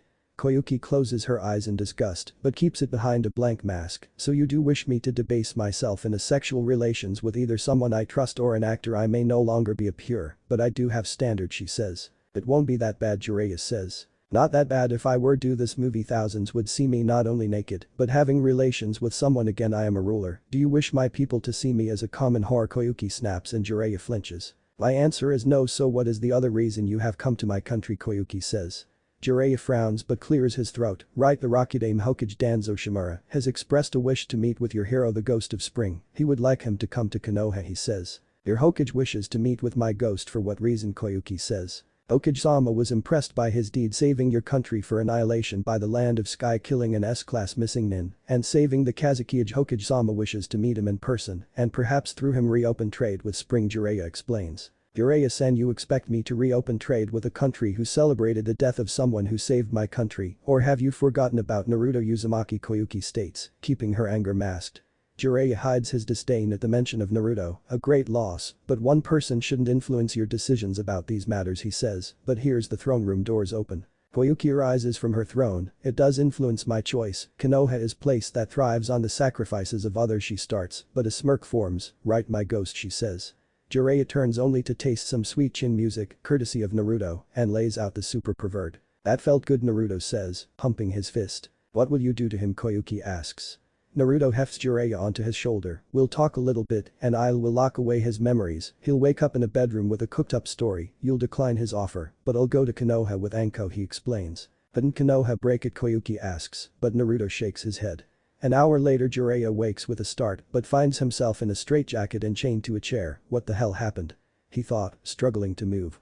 The room was spartan with one other chair and a metal table. Was I captured? So Spring has some competent shinobi, he thought, but a small yip catches Jiraiya's ears. The Toad-san and look around and sees a small white fox with 2 tails, causing him to glare and try to actually kick the fox. Stay away from him, Harry, you don't know where he's been, a voice says. Naruto places a pitcher of ice water, a glass and a bowl on the table. Harry yips and hops on the chair to the table as Naruto pours some water into the bowl. Do you know who I am? Do you know what country I represent? Jiraiya says. Naruto pulls the chair and takes a seat to scratch Haru's ears. I know who you are, Jiraiya, the gallant, the wildman of Konoha, legendary san and lovely titles, he says, and Jiraiya puffs his chest, but Naruto snorts. The title given in failure and a shameful animal, Naruto says, folding his arms. Jiraiya glares at the unknown Naruto. Who are you? He says, and Naruto chuckles. Well, you and me have a history, don't my eyes look familiar? Naruto states, pointing to his slitted blue eyes. History? Did I sleep with your mom? Jiraiya says, and Naruto snorts. It's been about 2.5 years since we crossed paths, Naruto says, reaching for his half mask but stops. Does the name Naruto Uzumaki ring a bell? Naruto starts, pouring himself a glass of water, and Jiraiya's demeanor changes. He's dead, died at the hands of the Akatsuki, but he was a demon in human skin, Jiraiya says, bitterly. Naruto runs his gloved finger along the rim of the full glass, the official story right, but the truth is Naruto was set to become the attack dog for Danzo Shimura, the Shadow Hokage and current Rakudame Hokage as of late, he says. Jiraiya's eyes narrow as Naruto scratches Haru's ear again. How could he know that, he thought. Your silence speaks volumes, and you're wondering how I know that little fact. Well, the reason for that is simple really, because I was there, Naruto says, pulling down his mask, and Jiraiya's eyes widen. Kurama's words were auspicious that day, was it not? Naruto states, drinking some water with a smirk on his face. Jiraiya struggles in his chains with a glare. So Spring is where you have been hiding, he says. I haven't been exactly hiding well, I did have to hide my whiskers, a simple mask. Her henge takes care of that. My blonde hair was another matter, so I used chakra ink to dye it permanently black, but I guess you could say I was hiding, not idle, of course, Naruto says. Konoha will come for me, and they will finally have their weapon back, Jiraiya says, and Naruto laughs, but the door opens. Tsunade, did you hear? Konoha will come for their pervert, Naruto says, and Jiraiya gasps as Tsunade walks past him. Tsunade, how? Jiraiya says, but his eyes widen as Tsunade kisses Naruto deeply, and he looks Jiraiya in the eye. I was saved from the corruption of Konoha by my Naruto, Tsunade says, picking up Haru, and the little fox snuggles her godly bosom. Show him, Naruto says, and Tsunade reveals her fox-like features. Jiraiya's eyes widen in horror, but Naruto reveals his ears. Kurama sacrificed his soul to make me his progeny. I bestowed this power to Tsunade and others, Naruto says. I knew you were a demon, Tsunade, how could you do this? Jiraiya shouts, but cries out in pain as Tsunade scratches him across the face with her claws. Naruto gave me back all the years Konoha took from me. Tsunade starts and bares her teeth. I also know what Konoha did to my grandmother's clan, or namely what you Danzo and Orochimaru did, she growls. Jiraiya seizes with wide eyes but clips his eyes to Naruto. Look what have you done to her, he shouts. Oh, please don't blame me for your actions, Naruto says, and grasps Tsunade's shoulder. He's not worth it, take Haru for some lunch, he says. Tsunade slowly calms down and picks up Haru again. I hope you die a slow death, Jiraiya, she hisses, leaving. Now that this little interruption is over, the reason Tsunade knows the truth is after Kurama saved me, he took me to Yuzushio, Naruto says, and the color drains from Jiraiya's face. Another thing to know, my parents left imprints of themselves on the seal, and they know everything about my life. When you die they will have words, Naruto adds. You're lying. Jiraiya shouts. Naruto drinks some more water with a glint in his eyes. I am anything but liar, I am not. I spent a month in my mind with my parents and learned everything they knew until their chakra ran out. Then I proceeded to use thousands upon thousands of shadow clones to gain years, if not decades of experience, he says, and leans closer. I know the Hiraishin and I took it step further. I can still use the kunai, of course. I have about 100 sealed on my body, but I developed an advanced shunshin I call the flash step, Naruto adds, and Jiraiya's eyes widen. Not only do my enemies have to worry about the kunai, but I can move just as fast as well, you Naruto says. You truly are a demon, Jiraiya says, but Naruto wags his finger. No, Jiraiya, you Danzo, Orochimaru and Konoha are the real demons. First you betray the Uzumaki clan, pervert the will of fire, turn your sensei into your unwitting pawn to drive me towards Danzo, then you sacrificed him for your own ambitions, Naruto says. Sensei was too soft-hearted to make the tough choices, too emotional to turn you over to Danzo for your proper fate, Jiraiya shouts. My fate, the fate of all Jinchuriki, right to be weapons of their villages, but those words are all Danzo's rhetoric, but your compensation for joining for that emotion-hating warhawk was Tsunade, right, Naruto says. So what? Tsunade deserves someone like me, a real man, a true man, not some girly man like Dan Kato, Jiraiya shouts. Tsunade would never choose a perverted whiny man-child like you, grandfather, Naruto sneers. Grandfather? Jiraiya says, and Naruto crosses his legs. Yes, grandfather, dad was your bastard son, one of many I can guess from your many sexual romps around the nations. He wanted to tell you, but he saw the real you, a shameless man with no morals or talent for that matter, the weakest of the Sannin and dumbest as well, Naruto replies. Jiraiya lurches forward, but the chains keep him enrooted in place. I should have smothered you as a child, you killed my son and Kushina by your very existence, he says. Oh, now dad is your son. How much of a leech are you? The moment I tell you that he was your son, you claim him. Well, guess what, Toad, it was a lie. My father would never have the genes of a walking infection like you, Jiraiya, Naruto spits, angering the older man. Oh, come off it, Jiraiya, you are an infection onto others. Your very existence is a cancer. If Jiji never met you, he may still be alive. If Tsunade never met you, she wouldn't have had to suffer as she did. Your lust for her allowed Orochimaru to take her brother and Danzo to set up Dan, Naruto says. How the hell do you know that? Jiraiya spits. Naruto rolls up his sleeve and produces a black book. This book holds many secrets. Danzo thought himself a genius, but Jiji was smarter. Before the fall of Yuzushio, the Uzukage sent a copy of this book to him. He knew everything Danzo did, including both your actions. However, Jiji was a bit soft when it came to those like you and Danzo, even Orochimaru, but he was planning on giving this book to mom and dad, but Kurama's attack happened and his one opportunity vanished with their deaths. Dad would have had the power to purge the guilty from the council and start with a clean slate, he explains and grins. I can imagine Danzo's face if this were to come to light, he adds. Konoha will wipe you out, Naruto. Even if you possess the Hiraishin, you cannot stop a village that knows your all strengths and your weaknesses, Jiraiya says, but Naruto grabs Jiraiya by the throat. Konoha's days are numbered. Have you already forgotten I trained for a year on Yuzushio? That still leaves a year and a half unaccounted for, right? I have made quite a name for myself as the ghost of spring, Naruto says, and Jiraiya freezes. Yes, you know what I talking about, the S-rank threat that destroyed the land of sky, and just recently Deidara the mad bomber of Iwa and Sasori the red sand, isn't that why you came all the way here to meet with the ghost? But the ghost is the demon brat, right? Naruto says. You're lying, Jiraiya sputters. Naruto tilts his head with a smirk on his face. I told you, Jiraiya, I don't lie, I am the ghost of spring. I wiped out the land of sky and sunk it to bottom of the ocean, he says, and let his throat go. Just imagine it, I make my return to Konoha, I transform into a fox form and lay waste to it, just as Kurama did those years ago. But this time no yondaime to seal it, Naruto sneers, as Jiraiya's eyes widen. Sasuke will stop you, Naruto, Jiraiya says, but Naruto laughs softly, but it evolves into full-blown laughter. You sound like Ino. Sasuke cannot beat me on my worst day, his ninjutsu weak to jutsu, pathetic ninjutsu useless. I know he wants to face me as ghost, but he'll fail, and then he'll whine, I am Uchiha, I can't lose, blah blah, Naruto says and smirks. I bet if I said I can make him as strong as me, but he has to leave Konoha and join me, he'll do it with no hesitation, Naruto adds, but Jiraiya remains quiet. Your silence speaks, I bet Danzo knows it too, Naruto comments. So what happens now, demon, Jiraiya hisses. Naruto makes a fist with a tilt of his head and blows on it, before shining it up and slamming a left straight to Jiraiya's face. And Naruto muses, as Jiraiya loses conscious.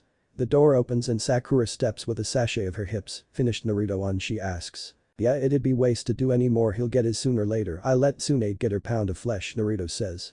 Sakura rounds Jiraiya and softly kisses Naruto on the lips, no kidding, Shushu will tear limb from limb, she says. Naruto had to resist ramming a kunai into Jiraiya's throat, listening to the man ramble on and on about his books, women and his prowess as a man. Anko snorted at that notion because she had experienced a true man. Naruto had done his job very well, and Jiraiya had no clue Ghost and Naruto were one and the same. The pervert woke up the next morning with two women in his bed and both praised his sexual prowess after being paid quite well. Koyuki declined to make his movie but agreed to let Ghost meet with Konoha. You're gonna love Konoha, the hot springs, the women, Jiraiya crows. Anko glares at the man under a henge, adopting the look of long braided neon green hair to her rear and sick yellow eyes like her former sensei.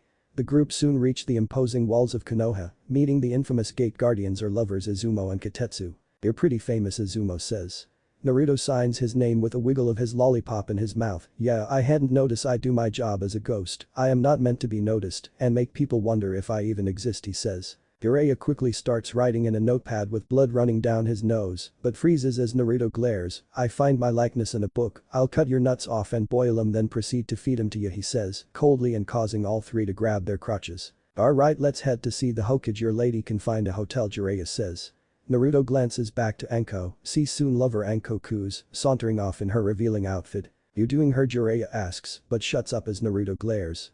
The village hasn't changed since he was here last, but he could sense numerous hidden shinobi, more than likely his, Naruto thought. Jiraiya rambles on about how nice Konoha was, how it was the strongest village and the like. Such propaganda, Naruto thought. The pair reach Anbu headquarters. Why are we not going to the Hokage Tower, Naruto asks. Well, it was destroyed not long ago, the former Hokage and several others were killed, so we moved thing to here for now, as a new place is being built, Jiraiya explains. The Anbu inside gave Naruto suspicious glances, but the new Kyuubi ignores them. Hokage-sama is inside an Anbu named Bull states, at the door. Jiraiya opens the door, and Naruto immediately notices Danzo and Orochimaru standing next to him. Welcome to Konoha, I am the Rakudame Hokage, Danzo starts, not offering a handshake. Naruto slowly nods and takes a seat as Jiraiya closes the door and leans next to it. I am Menma, known as the Ghost, Naruto says. Fukuku, you look so young and already an S-class shinobi, Orochimaru states. Naruto slowly nods, but he could feel Danzo trying to needle his brain. Yes, but I am not one to brag, I let my actions speak for me, Naruto says. Indeed, you destroyed the land of sky, saving Spring Country in the process, killed Iwa missing Nin Deidara, and saved the current Kazukiage, notable feats, Orochimaru comments, and Naruto slowly nods again. Yes, Hokage-sama, Jiraiya-san was not forthcoming on why you wished to meet with me, may you elaborate, Naruto asks. Danzo's hidden eye narrows, but he remains blank-faced. Yes, I'll get straight to the point, I wish to offer you a place in Konoha. You would be granted the status of Takebetsu Jonin, and if you prove yourself you will granted full Jonin status after a few years. You will also provide a child to a woman of our choosing within 2 years, and once the child is born, you may receive clan status, he explains. Naruto stares at the older man and blinks with a rub of his eyes, giving all three a false impression of victory. Hokage-sama, you wish me to forego my loyalty to Koyuki-sama and join Konoha given special Jonin status, with a promotion to full Jonin in several years, but I am also obligated to impregnate a woman of your choice, because you believe the rumors of my speed I can guess, and possible clan head status, once said child is born, Naruto relays. Come on kid, that's a good deal for an outsider, you're a big fish in a small pond in Spring Konoha is where the big fish play. Jiraiya chimes in. Naruto glances back to his former supposed sensei, so loyalty means nothing unless it is to Konoha and by extension Fire Country, he says, unblinking. Jiraiya glances away as Naruto's blue eyes seem to look through him. Oh crude, Jiraiya is correct, your talent is wasted in spring. Rumors call you the second coming of our Yondaime, or the current Yondaime Reikage. Konoha can give you a place to thrive and shine, Danzo explains, trying more with his hidden eye. Okage-sama. Naruto starts and rubs his eyes once again. The Mia shinobi is one who fights from the shadows not for status or glory, but to aid their country. A shinobi should not serve two masters. I am loyal to Koyuki-sama, her shinobi are loyal to her, not a cage or a council, Naruto explains, and Danzo's visible eye narrows. Bukuku, this ghost is interesting, I wonder how he would stand up to Sasuke, Orochimaru thought. Your loyalty to Koyuki-san is impressive, tell me what gave you the idea that you would serve two masters, Orochimaru asks. Well, I met someone in my travels to Earth Country, unfortunately, he didn't have a high opinion of Konoha, Naruto says, dangling the bait. Who was he? Jiraiya interjects. Naruto grasps his chin and thought, well, he was wearing a Iwa uniform, but he was young, around 15 or 16, blonde spiky hair and red eyes, but he also had these scars on his cheeks, he explains, shocking Jiraiya. Are you sure? Jiraiya shouts. Naruto locks eyes with Danzo and nods, yes, he didn't give his name, but when we crossed paths he gave off this aura that was inhuman or dangerous, he states. Okage-sama, this could be it, Jiraiya says, but Danzo raises his hand, stopping him from revealing their hand. Not even a Konoha shinobi, and you've given us some valuable information. Also there is another matter to discuss. Danzo starts and clears his throat. One of our jonin, Sasuke Uchiha, has wished to face you in battle or a full contact spar, he adds. Sasuke Uchiha, any relation to Itachi Uchiha the Kinslayer, Naruto asks, and Danzo nods. Yes, his younger brother, Danzo replies. Naruto scratches his cheek and thought, forgive me Hokage-sama, but I have not heard of this Sasuke, is he in the bingo book, he asks. Sasuke-kun was personally taught by me, he does have old entry from 3 years ago, but was not updated, I can assure you Sasuke-kun is quite strong, Orochimaru quips. I see, I would agree to face him in a full contact spar, but should I hurt him, I run the risk of Two-san and or your shinobi wanting my head, judging by the praise of your voice, Orochimaru-san, Naruto says, letting more bait dangle. We'll allow both of you to sign the waiver to absolve both Konoha and Spring, should you unlikely injure Sasuke or Sasuke kills you, Danzo says, and Naruto didn't falter at the jab. An interesting offer, Hokage-sama, may I add this, I will face Sasuke in a full contact spar, but I will limit myself to Taijutsu substitution and Shunshin, Naruto says, shocking both Orochimaru and Jiraiya. Are you mental, kid? Basics against an Uchiha, you are either cocky or stupid, Jiraiya states, but Naruto ignores him. Will that be satisfactory, Hokage-sama, Naruto asks. Danzo remains quiet, but internally he was angry, why is my Sharingan not working on him? No matter, Sasuke will break him and we find the information in his head about the Jinchuriki, he thought. That is sufficient. Tomorrow at noon we'll have the spar. Jiraiya will lead you to training ground 7, the spar will witnessed by several of our jonin, Danzo says. May I bring my fellow Kuroi Iki member, Naruto asks, and Danzo's glances to Jiraiya. Of course, but what is Kuroi Iki, Danzo questions. It's a group I formed with several kunoichi, 2 of my members helped the Kazekage and his brother, Naruto explains, causing Danzo to freeze. Interesting, your group must be fairly new to escape the eye of our spy master, Danzo states. Naruto rises from his seat with a bow, it would seem so, thank you for your offer, Hokage-sama, I will contemplate it tonight and give you my choice after my spar with Sasuke, he says.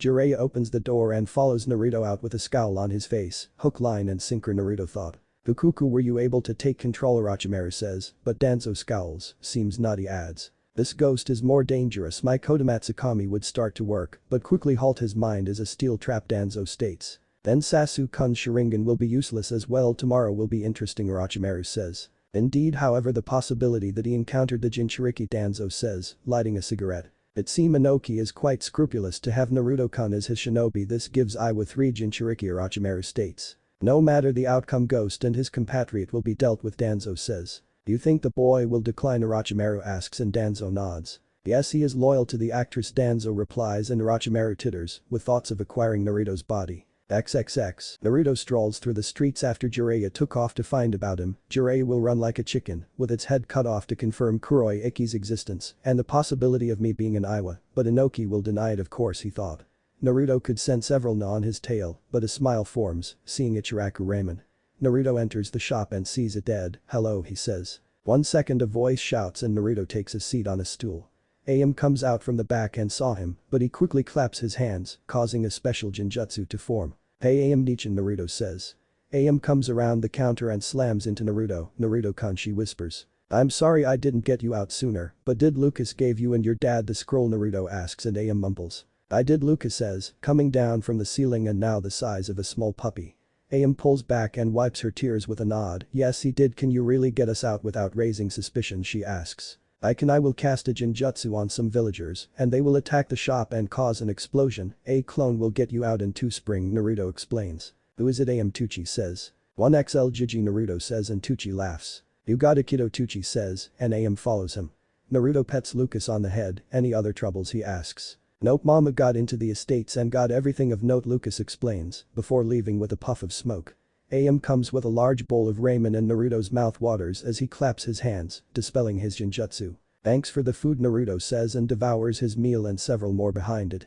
Anko steps inside and her eyes widen, seeing 10 bowls of ramen next to Naruto, and he was still going. Where does he put it? Anko thought, taking seat next to him. Give me a sec, Naruto says, in a garbled tone with his cheeks bugling and sucks up the remaining noodles. Sorry, Naruto says and puts some money on the table. Thanks for the food, he shouts. Come back anytime, AM shouts.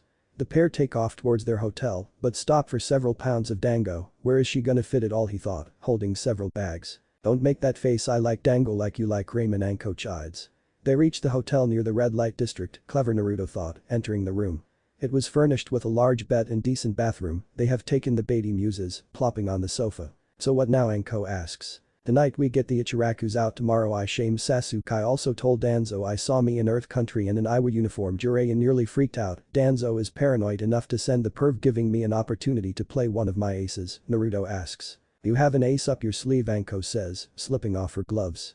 Naruto gives the snake mistress his signature smile. I have someone in Iowa. This person is close to the old fence-sitter. Once Danzo sends Jiraiya to Earth Country, I'll contact my ace, and if we are lucky, he gets captured and causes hostility between Iowa and Konoha, he explains. That's kin to evil, I think it's sexy, Anko says. I am trying to break the system and war come about, so be it, Naruto comments and Anko titters. So when do we kill the snake, Anko asks. Soon, he was very interested me more than Sasuke-chan. Once I embarrass Sasuke tomorrow, he will be after me like Ino does Sasuke, Naruto states. So you're fighting Sasuke already, Anko asks. Just a full contact spar. Danzo wants us, or rather me, to sign waivers to absolve Konoha if he kills me. I told him I'll hold back to basics, Naruto explains. The FFT more absolve us after you curbstomp him, Anko says and Naruto smirks. Yeah, I'll beat him so bad his kids will be born bruised, then I'll take the 6th Pathian power from him too, Naruto states, and Anko laughs, down the last of her dango. Alright, time to work off some calories, Anko says, pouncing on the blonde and having hours of fun.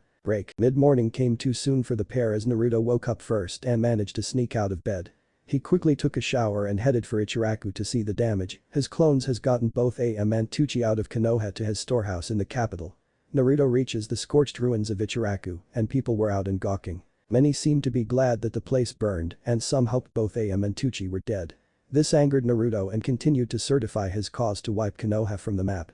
Naruto continues on to Akimichi BBQ for breakfast and got treated to sight of Choji stuffing his face. Boy, why do you smell of foxes? A voice shouts. Naruto turns and comes face to face with Kiba. Excuse me, he says. You smell of foxes. Foxes are demons and are banned in Konoha to be killed on sight, Kiba states. He was wearing a leather form-fitting black jacket with zips over the chest and sleeves, along with black pants and sandals, also zipped, matching the jacket. Naruto sniffs his jacket and furrows his brow. I have a pet fox back home, she is very affectionate, he says, finding a booth to sit down. Kiba follows him but now joined by Choji. Why have a fox? They are demons, the plump boy notes. He wears a red suit with plated armor on his torso, arms, and upper legs, having the kanji for food on the front. Can I help you with something others than my love of foxes? Naruto states. The name's Kiba Inyazuka, head of the Inyazuka clan, Kiba states. Choji Akimichi, my family owns this place, Choji says. Naruto picks up a menu and looks it over. I am Menma, he says and furrows his brow. You look kinda young to be a clan head, he asks. Well, my bitch of a mom and sister were killed, so the elders made me the head, Kiba boasts. Naruto hides his scowl as the waitress comes. Well, congrats, Kiba-san, now can you excuse me, I would like to eat alone please, he says. So why are you here in Konoha, Kiba says. Naruto sighs and makes his order. Hokage-sama asked to come to Konoha and meet with him. I did, but he wishes me to spar with a Sasuke Uchiha, he says. Sasuke, that prick, Kiba comments. Naruto tries to ignore Kiba and Choji as both had sat at his booth. Is Kami-sama messing with me, he thought. So you must be famous or something for Hokage-sama to invite you here, Choji says, stealing a few pieces of meat. Yes, I am the ghost of spring, Naruto says, frying some egg and meat. Kiba and Choji jerk back with wide eyes. For real, the ghost of spring with the S rank and flee of sight, Kiba shouts. Naruto looks up with a blank look on his face. Yes, and please don't shout, he says, continuing to eat. Out troublesome, I heard you from outside, a voice drawls.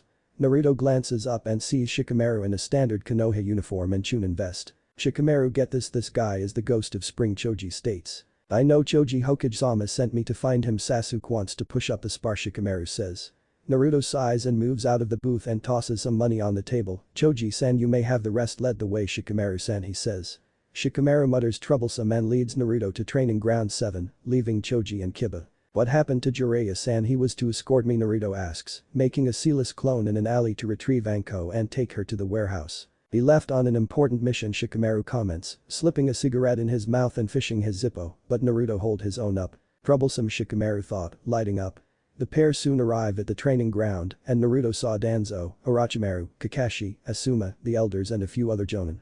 Sasuke was standing near the infamous 3 wooden poles with Ino standing near him like a loyal dog with his team not far away. Danzo approaches with Koharu and the waiver. Here you are, sign this, and we can begin. Sasuke-sama's time is valuable, she says. Naruto looks through and doesn't see any genjutsu to hide stipulation. Their overconfidence will their undoing, he thought, signing. He touches his coat and seals it within his glove, leaving him with form-fitting singlet. Sasuke didn't bother to read and signed with a confident smirk on his face as Ino shouts his name. Naruto and Sasuke step forward as the former stretches his arms. Time I show you what a real elite looks like, Sasuke says. Naruto stays quiet as he cracks his fingers with a calm look on his face. This will be full contact spar between Sasuke Uchiha and Menma, the ghost of spring. Both have signed waivers. Should Sasuke kill Menma, Danzo states and raises his hand. Hajime, he shouts. Sasuke quickly activates his Sharingan and quickly locks eyes with Naruto as the latter stands still. Bottom, Sasuke thought and flashes several signs, clutching his left arm. A familiar sound of chirping birds erupts as Sasuke's arm glows with Raiden before he sprints forward to end the spar with a death. Danzo frowns slightly at the arrogance of Sasuke. He's S-class for a reason, foolish boy, he thought. Bet him, Sasuke, Ino roars. Sasuke quickly closes the gap with Naruto, but a loud snap, followed by a scream of pain. The Konoha ninja present gasp in shock as Sasuke staggers back with left arm snapped back at the elbow. Naruto quickly shunshions behind Sasuke to kick out his legs into a follow-up downward punch, breaking his nose, a few teeth in his jaw. Naruto blows some air out his nose and turns to the stunned silent Konoha ninja, but quickly erupts in furious shouts of rage. I won, he lost, I held back quite a bit, Naruto says. How could you hurt Sasuke? Ino screeches and connects with a slap to Naruto's cheek, but he doesn't even budge. Naruto clips his eyes to Danzo. I am sorry, Hokage-sama, but it seems I must decline your offer. It is blatantly obvious I would not be welcomed, he starts and grabs Ino's wrist. If this is the result of a full contact spar, and judging by your ninja, many are already plotting my death, so unless you wish to see why I called a S-class shinobi an army killer, tell them to stand down, Naruto adds, crushing her wrist with ease. Ino screams in pain and fall to her knees as Naruto turns fully to Danzo. Your choice, Hokage-sama, Naruto states. Leave, but know this, boy, you will be in our bingo book with a kill on side order, Danzo states. Naruto raises his arms with a shrug. Doesn't bother me one bit, you were not the first, and certainly not the last, he says, and vanishes with a single step. Danzo grips his cane with a look of anger behind his calm visage. Hokage-sama, we cannot let him leave, he nearly killed Sasuke, Kakashi states. No, inform the Hunter Corporation and spread the word to all Konoha ninja, kill the ghost of spring, on sight, Danzo orders. At Sasuke to the hospital, Danzo adds, and several jonin pick him up. Break. Naruto appears in his warehouse as Anko was waiting for him. What happened with Sasuke? Anko asks. I broke his arm, nose, and some teeth, jaw. Danzo and Konoha want me dead, but nothing new, Naruto replies. Gokuku, that little bastard deserves that and more, Anko says. Naruto unseals his coat and slips it on. Alright, head back to spring. I'm heading back to get Sasuke 6 Pathian, then head to Earth Country to intercept Jiraiya with my ace, he says, making a shadow clone. The clone grasps Anko's shoulder and vanishes in a white flash as Naruto heads up to the small office for a nap and wait. Konoha General. The sun quietly sets on Sasuke's room, his face heavily bandaged and his left arm in a cast.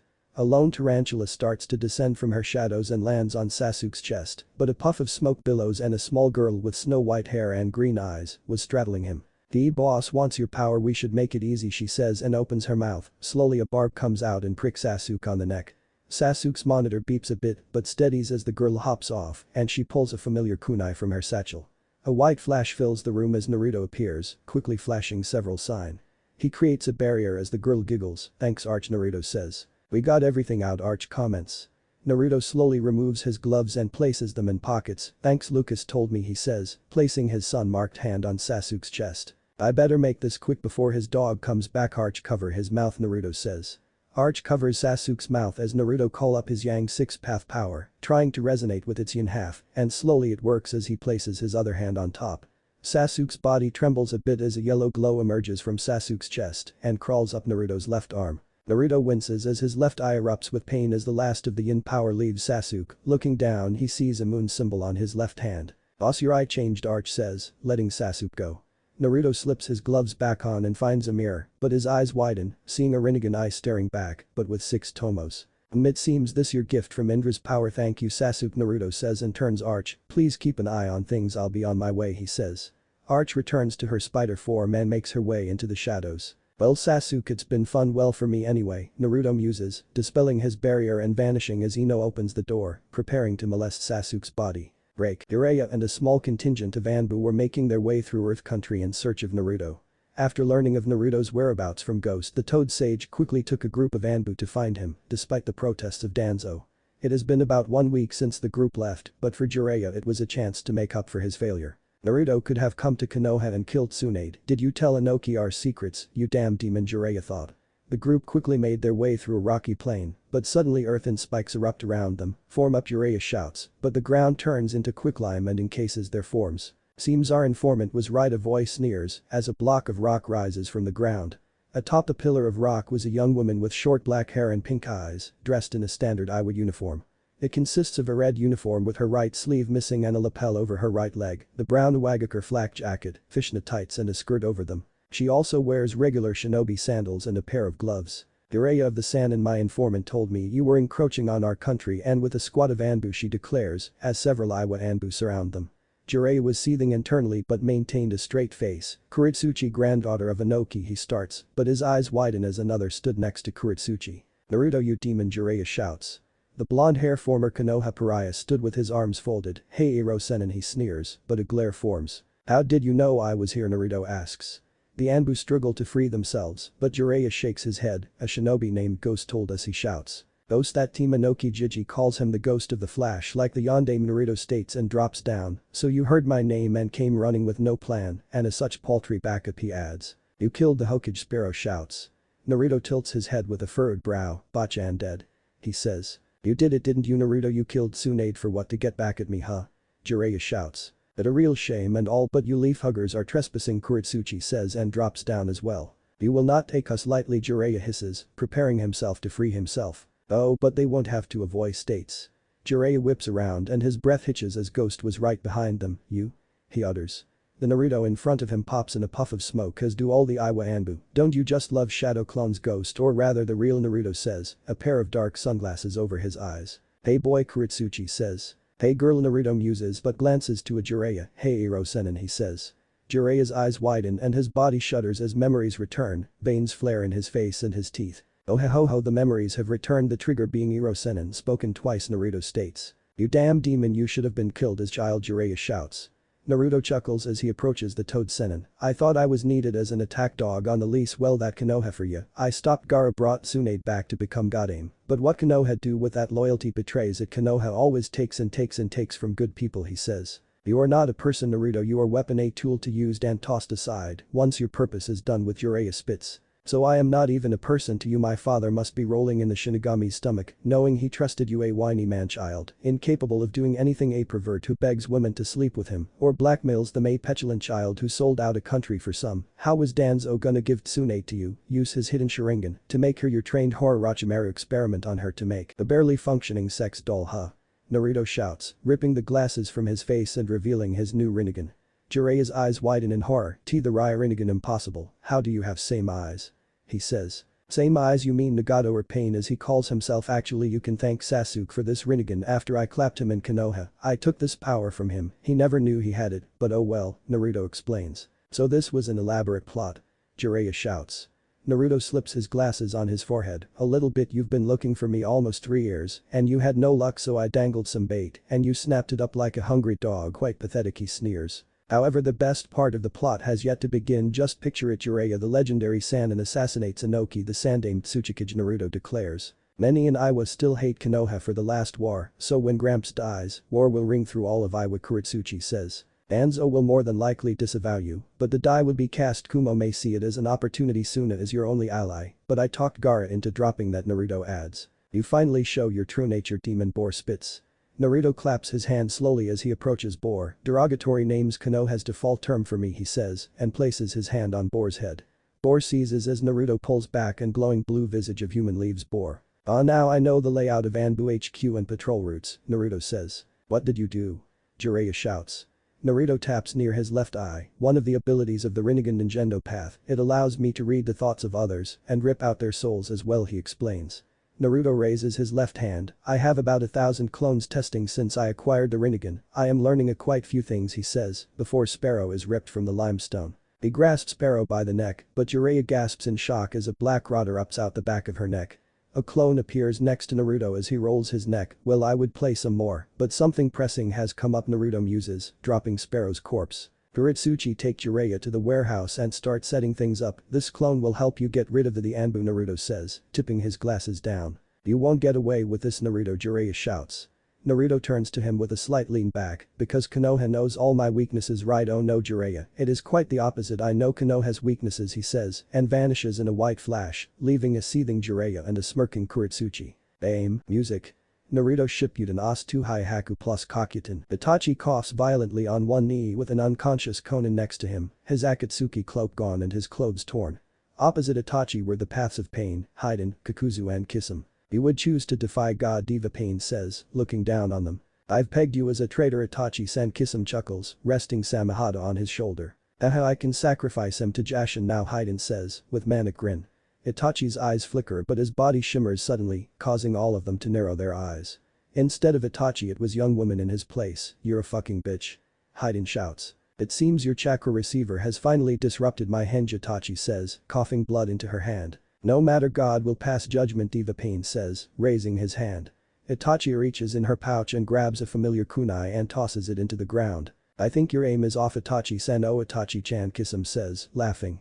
However, suddenly a white flash erupts in front of Itachi and a bit of relief fills her as Naruto stood in front her. Cutting a bit close, Itachi, Naruto states, not taking his eyes off of Diva Pain and the other Akatsuki. Sorry, Naruto-kun, things changed. Pain betrayed Konan before I could arrive. I tried to get her out, but I was found out, Itachi explains. Who the fuck are you? Haiden shouts.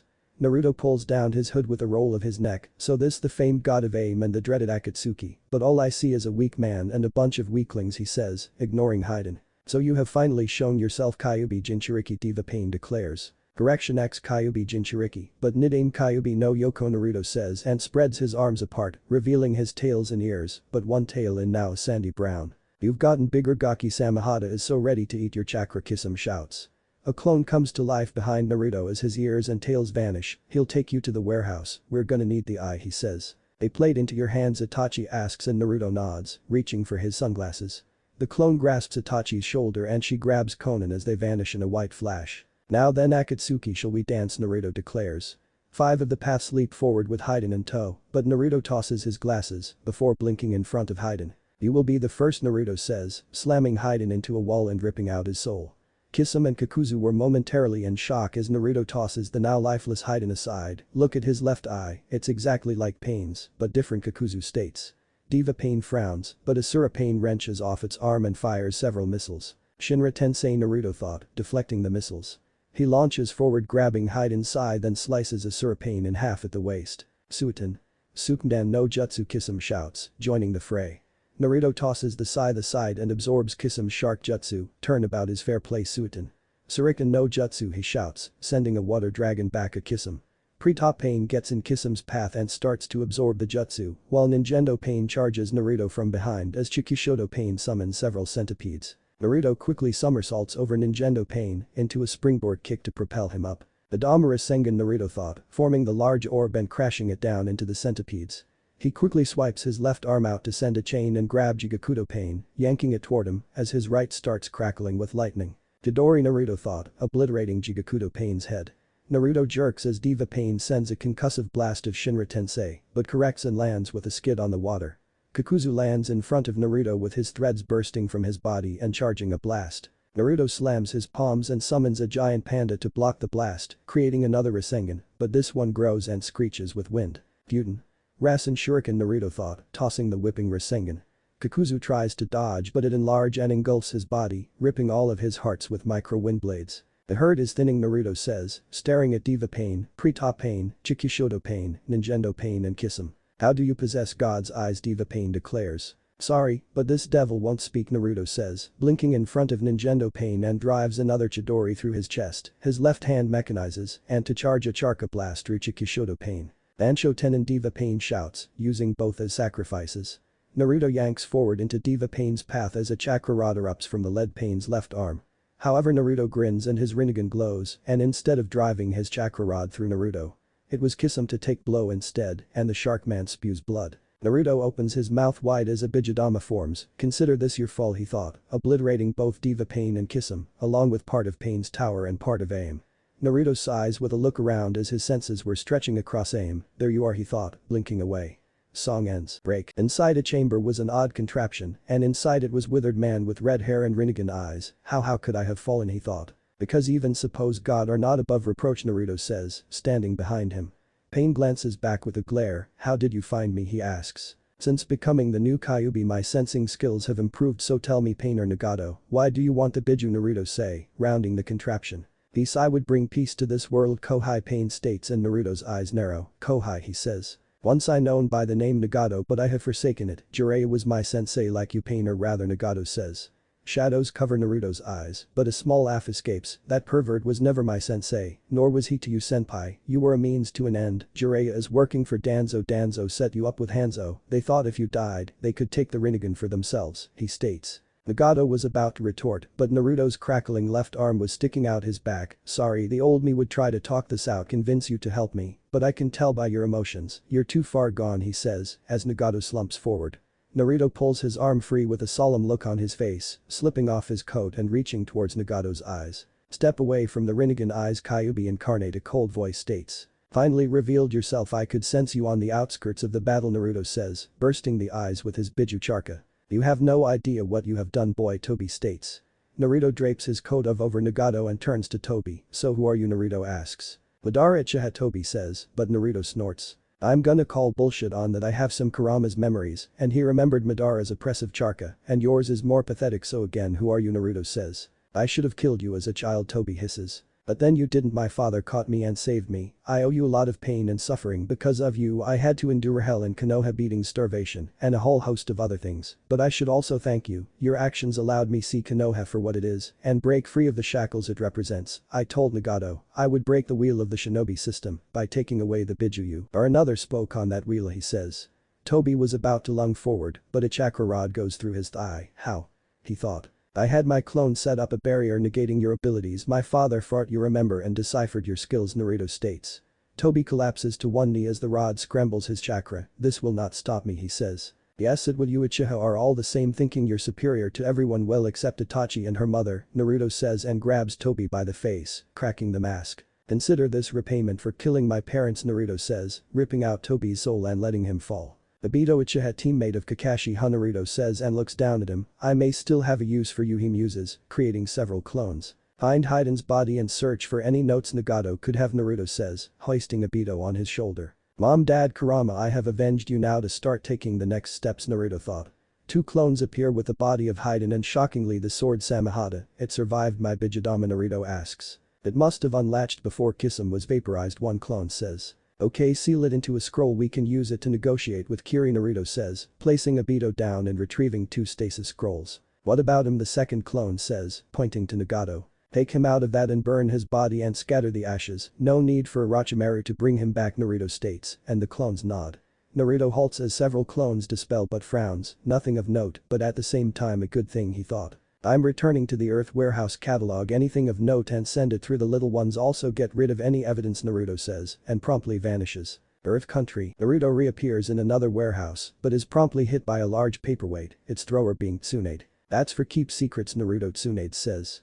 Hinata was also there and squats down next to him as he sits up. Plausible deniability. If you were captured you would know nothing, especially with the company I keep, he says. No kidding, Naruto, Kuretsuchi comments. How many more secrets, Naruto-kun, Hinata asks. Naruto kips up to his feet and heads towards a stack of crates. Just two more seeing as you have met Kuretsuchi and Itachi, he says. Does Sasuke even know Itachi is female or Konoha for that matter? Tsunade asks, her arms folded and pinching her nose. No, but she is double agent for Jiraiya, or rather triple agent for me. Itachi always kept me safe when I was little. When I went to the capital for business we crossed paths. Luckily Fish Boy wasn't there, I was weary, but she used Tsukiyomi to explain things and I told her things. She agreed to aid me as she could and keep both Akatsuki and Konoha off of me, Naruto explains. We met fraud and fucked, Kuretsuchi says, with a smirk, and both his mates glare at him. She caught up to me after meeting with the Yonbi and Gobi. It was interesting to fight someone young and capable of the particle style. We got tangled up in each other and hormones got the best of us, Naruto says. Though the irony is not lost on us either. I'm the granddaughter of the Inoki and he's the son of the Kairoi Senko. That's a tragic love story in the making, Kuretsuchi adds. Naruto lifts his glasses and rubs his eyes, causing both Tsunade and Hinata to gasp. That's the Rinnegan but slightly different, Tsunade says, and Naruto nods. Yeah, I got it from Sasuke, it's his six-path yin power, Naruto says. Speaking of Konoha, where's Itachi? Naruto asks. Resting with that Konin woman. So what happened? Hinata says. After capturing Jiraiya, Itachi used her Hiraishin kunai. She had been found out. While saving Konin things went sideways, but I managed to finish off the Akatsuki and avenge my parents and Kurama, Naruto explains, shocking all three. Was it Madara? Tsunade asks, and Naruto shakes his head. It was Obito Uchiha, a student of my dad, but he was trained by Madara. He used a technique called Izanagi to cheat death, Naruto replies. It's a jutsu that Danzo knows as well, Itachi says, coming down from the upstairs rooms.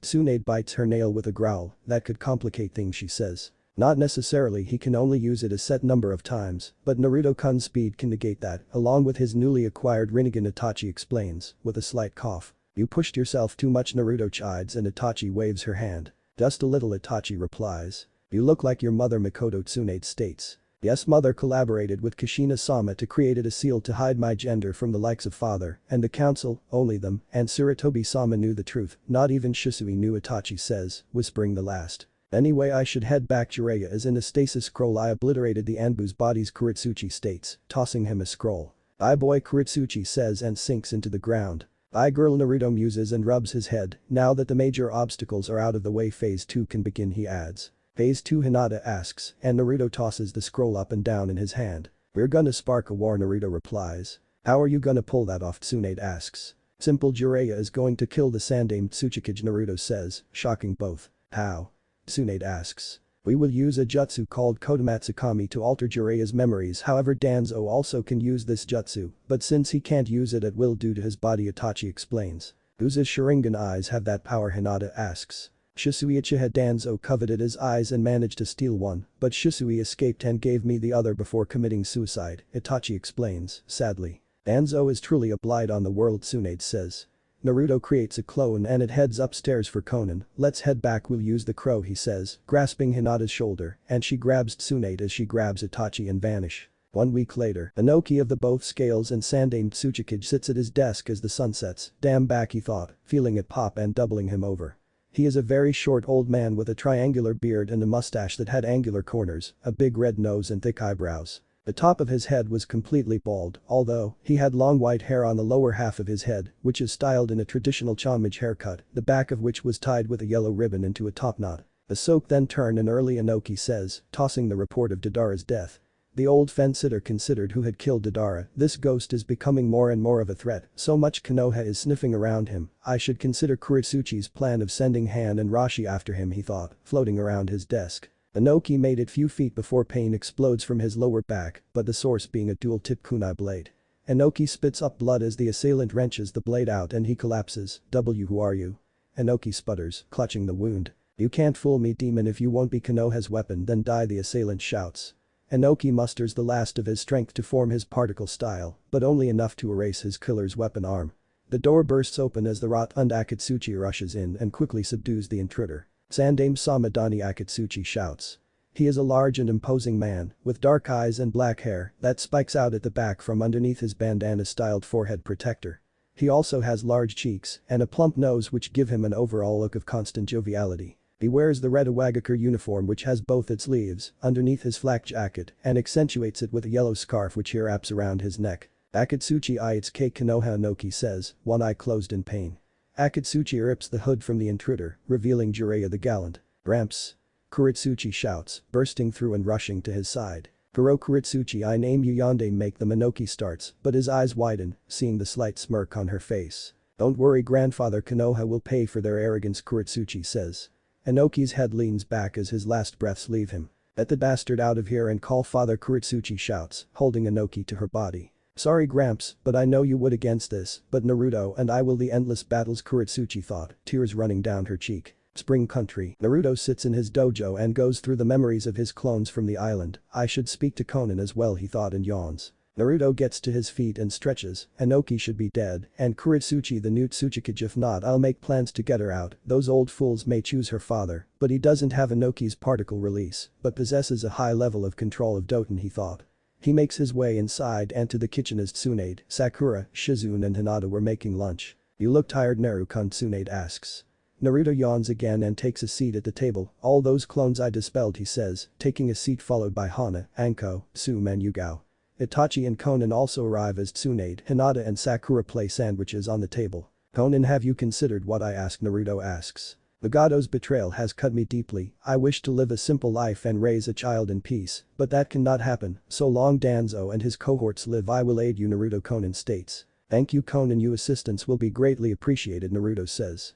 Lunch soon finished as Naruto was yawning more and more. We'll talk about things later. Can one of you take Konan and Itachi to Dejima? I'm going to take a nap, he says, heading to his room. Break. Naruto makes his way out of his room and into his private bathroom. I still have to change Itachi, Kuretsuchi or that one, and her, oh man, her is gonna be bad, he thought, filling his tub with bubbles and hot water. Naruto sighs softly as he sinks into the tub. Things are moving soon, the Sanbi will reform, and I'll save him with no competition from Akatsuki. But Konoha is still a possibility. But not by much, I still need to find Taki's container. But the village is weary of outsiders, perhaps sending Archer Rich Nara inside, also the Rikubi for her, then Iwa and Kumo Arg. So much to do, I need to contact that one. Do, he thought, lathering his hair.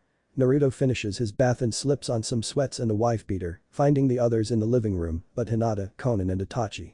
Naruto plops in his recliner with a yawn. We need to discuss things going forward, just tell the others after, he says. Inoki should be dead by now, Tsunade says, and Naruto nods. Yeah, but they're keeping quiet. The death of a cage is a serious thing. It would invite enemies to invade in the chaos, Naruto explains. Will Kuretsuchi be chosen as Yondaime, Hana asks. That's still a wild card. It will be down to her or her father Katsuchi, he's a proven shinobi. But Kuretsuchi has a Keke Toda, however, that presents more problems, Naruto states. Iwa could pull that out, they could make her pump out kids, Anko says, and Naruto nods. I planned for that. If Kuretsuchi isn't chosen for Tsuchikage, she'll abandon Iwa, Naruto comments. Wouldn't that jeopardize your plans for Konoha, Sakura says, but Naruto shakes his head and points to Itachi. If Katsuchi is chosen, Itachi can influence him to go through with aggression on Konoha. I plan to send copies of my little black book to all the daimyo once word starts to spread Konoha, and by extension Hai no Kuni will be cut off. The fire daimyo will lose face with his counterparts and allow Suna to break their alliance and form one with Spring. So for now we'll play the long game and keep building Goroya Yuhi's reputation, Naruto explains.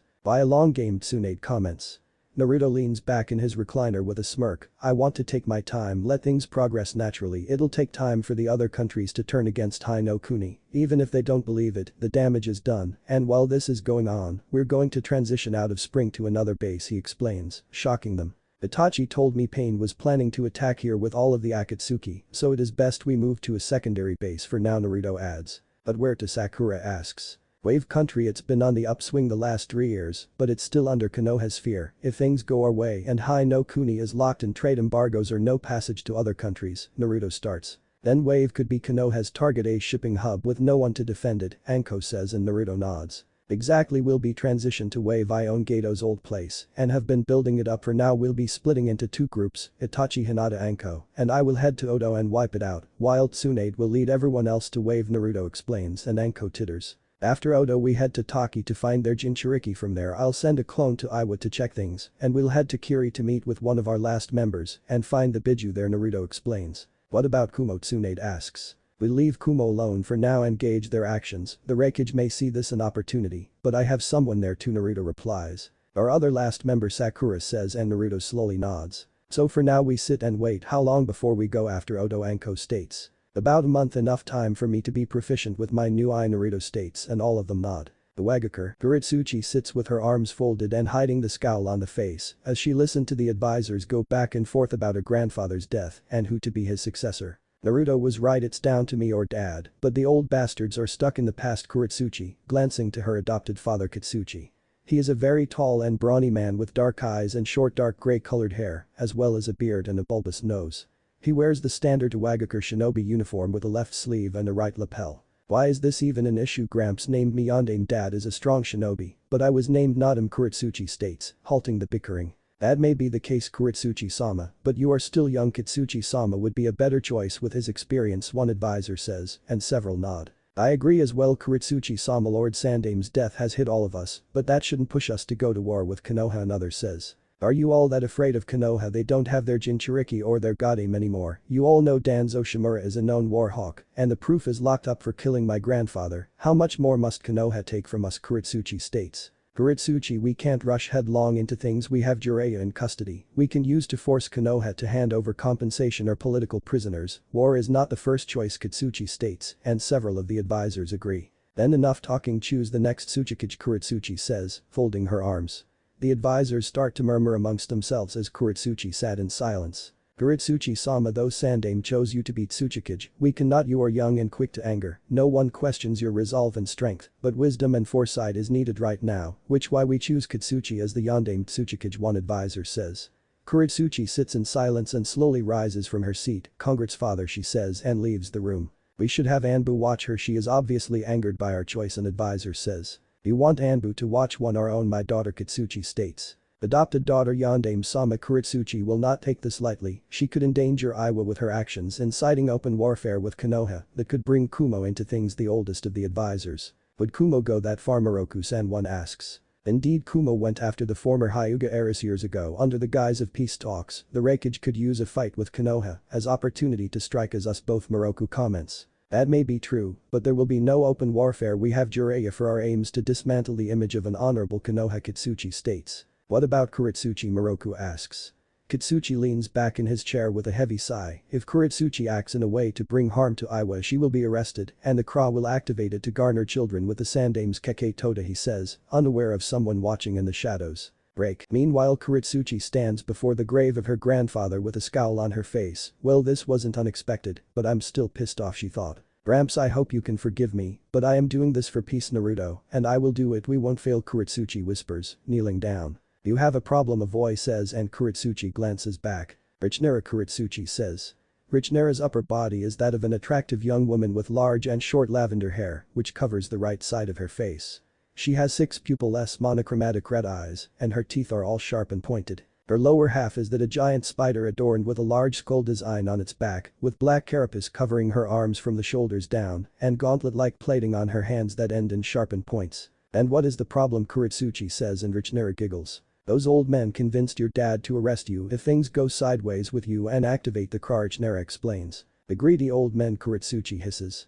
Richnera folds her arms under her bosom. So what now? They'll restrict your movements now, she says. True, so I'll play the fool for now. When will Naruto start moving? Kuretsuchi asks. According to mother, a month from now. He'll be sending the book out in a few days, but he wants Archer me to slip into Taki and find their container, Richnera states. Alright, tell Naruto I want to perform the Sensei, but I may have to go missing nin if things gets too restrictive before he transitions. Kuretsuchi and Richnera nods. Right, but be careful, Richnera, and vanishes in a puff of smoke.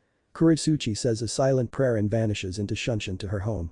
Konoha. Danzo sits in his office with a sealed scroll from Iwa as Orochimaru stood with his arms folded. I knew listening to that inept wildman would backfire. Danzo starts. Tsunade's death must have affected him more than we knew, then learning his greatest failure is roaming free in our enemy's country drove him off the deep end, Orochimaru comments. Off the deep end, he killed Inoki and got caught. This is something that can't be swept under the rug, Danzo says. Fukuku, do you think Ghost is responsible for this, seeing he provided the information about Naruto-kun being in Earth Country? Orochimaru states. He could be the boy or the fox has taken over him. Danzo starts and Orochimaru arches an eyebrow, but a smirk forms. Then either Naruto-kun has become very cunning, or the Kyuubi has decided to take its revenge. Kukuku. Then the possibility of Tsunade Haim and the other dead Kunoichi could be alive. Ino-chan did say 2 of this Kuroa Yuhi were skilled as Tsunade Haim, Orochimaru states. Danzo leans back in his chair with a slow drag and exhale. He wouldn't go back to spring, he'll have gone to ground by now, he starts. Jiraiya fell into his trap with ease, but I wonder how he was able to convince Jiraiya to murder Inoki, Danzo adds. What do we do? Iwa is still keeping things quiet, but the new Tsuchikage Katsuchi has expressed a want not to fight. Do we buckle, or do we abandon Jiraiya and by extension his spy network? Orochimaru states. This is what the boy wants, our country's fighting, but for what aim? Katsuchi isn't stubborn like Inoki or his granddaughter for that matter. If he declares war, we know have Jinchuriki to combat them at the moment, Danzo states. You are still on the board. Taki's Jinchuriki and the reforming Sanbi. My spy has reported that it won't be much longer before it returns, and I can send Gurren to Taki and take it from them. The clan heirs can take care of the Sanbi, since Sasuke-kun is still out of commission. If war is coming they will need experience, Orochimaru explains. Indeed they have been lax. I approve both missions. This will give us 2 Jinchuriki, but who to seal the Sanbi? In Danzo states. What not? Sasuke-kun, his Sharingan will subjugate the beast, but what about Jiraiya? Orochimaru states. Jiraiya has failed one time too many. He failed to bring me my weapon, and now he has killed Kage without orders. He will rot in Iwa, he will be disavowed, Danzo states. This will not go over well with the daimyo, Orochimaru says, but Danzo scoffs. That spineless man only concerns himself with the wealth Jiraiya promised him from Yuzashio. That whole family line is concerned with wealth more than Konoha's power, Danzo states. Orochimaru titters with a tilt of his head. Then Naruto-kun needs to be found, he says. Konoha's cemetery. Well, Sasuke-kun's now mind demon lover, Ino says, coming to dance on Sakura's grave. Shikamaru rubs his face as the blonde stood with her arm as sling. Would you have some respect for the dead? 2 of our fellow rookies are dead, he says. It was fate that took their lives for siding with a demon, Niji comments, walking up as Hanabi was kneeling in front of Hinata's grave with soft sobs. Fate does not dictate one's life. I thought Naruto showed you that, Shikamaru states.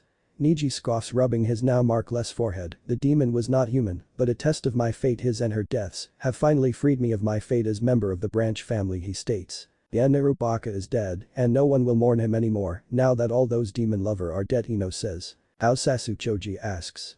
Ino clenches her free hand with a scowl on her face. He still needs surgery to his jaw. That ghost guy should be dead for what he did to Sasuke-kun, she says. Sasuke was in over his head. Ghost is an S-rank shinobi, but he will have deal with all of Konoha after him now, Asuma interjects, walking up with Kurenai. Asuma-sensei, you saw the fight with him too. Something has been nagging me, Shikamaru says, leaving the cemetery. I did. Ghost is not someone to face head on. Seeing it firsthand I could say many would struggle to fight him, guy perhaps with his speed, but even Kakashi was shocked, Asuma states. He is like a ghost of Yondaime-sama, Kurenai comments. I would agree, since coming on the scene to us only recently saves the Kazekage and kills an S-rank missing nin, Shikamaru states, but Asuma raises 2 fingers. Add Sasori the Red Sand to the list. According to Hokage-sama, he leads a group called Kuroyuhi, comprised of Kunoichi, Mercy Sen and Black Mamba are known, though the latter coming with him, and Ino reporting the former, Asuma says. I remember, she said, both Mercy and Sen had medical skills akin to Tsunade-sama, and both had convinced the Godame to train them, Shikamaru states.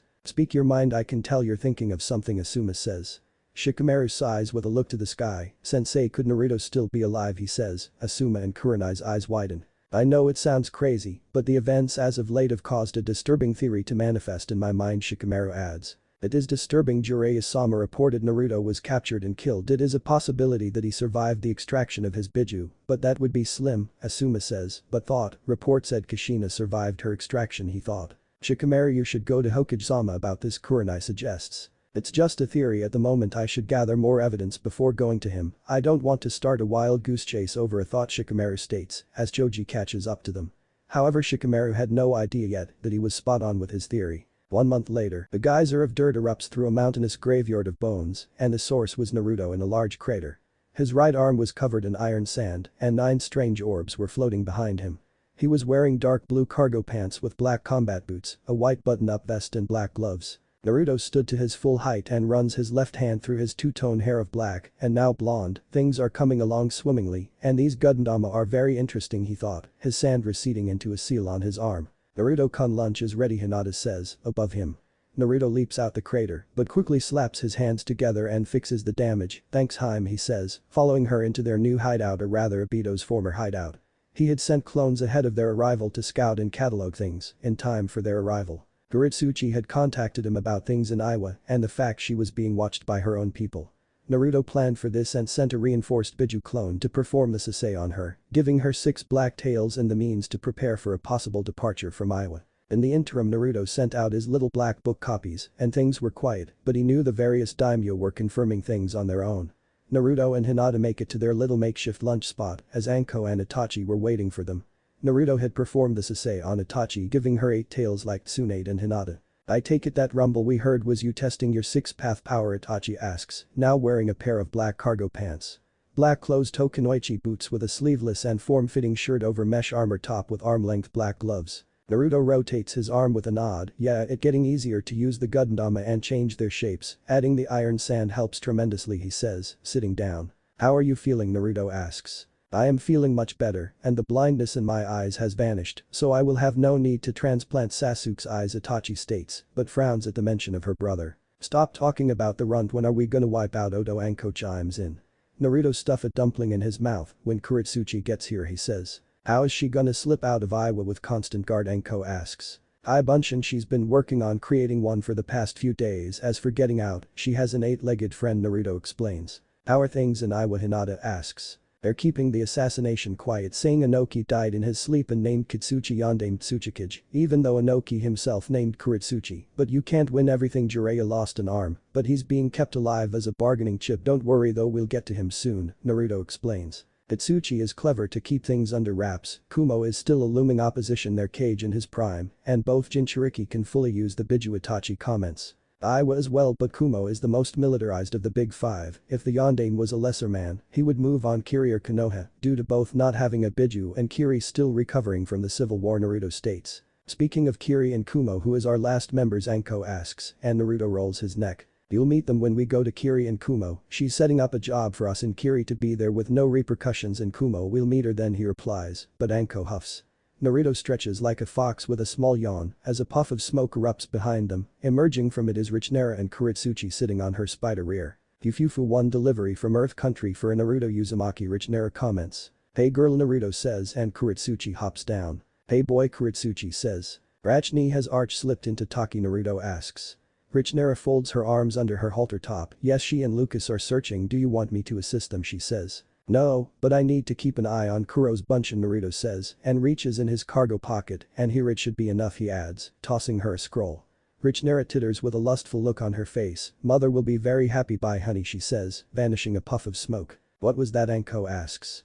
Naruto rolls his eyes with a look on his face. My white stuff, it's payment for being summoner of the Spider Clan, he explains. You gotta give him your baby batter, Kuretsuchi says, and yanks him forward by his vest. I want some baby batter, she says, showing off her tails. Second, Anko chirps.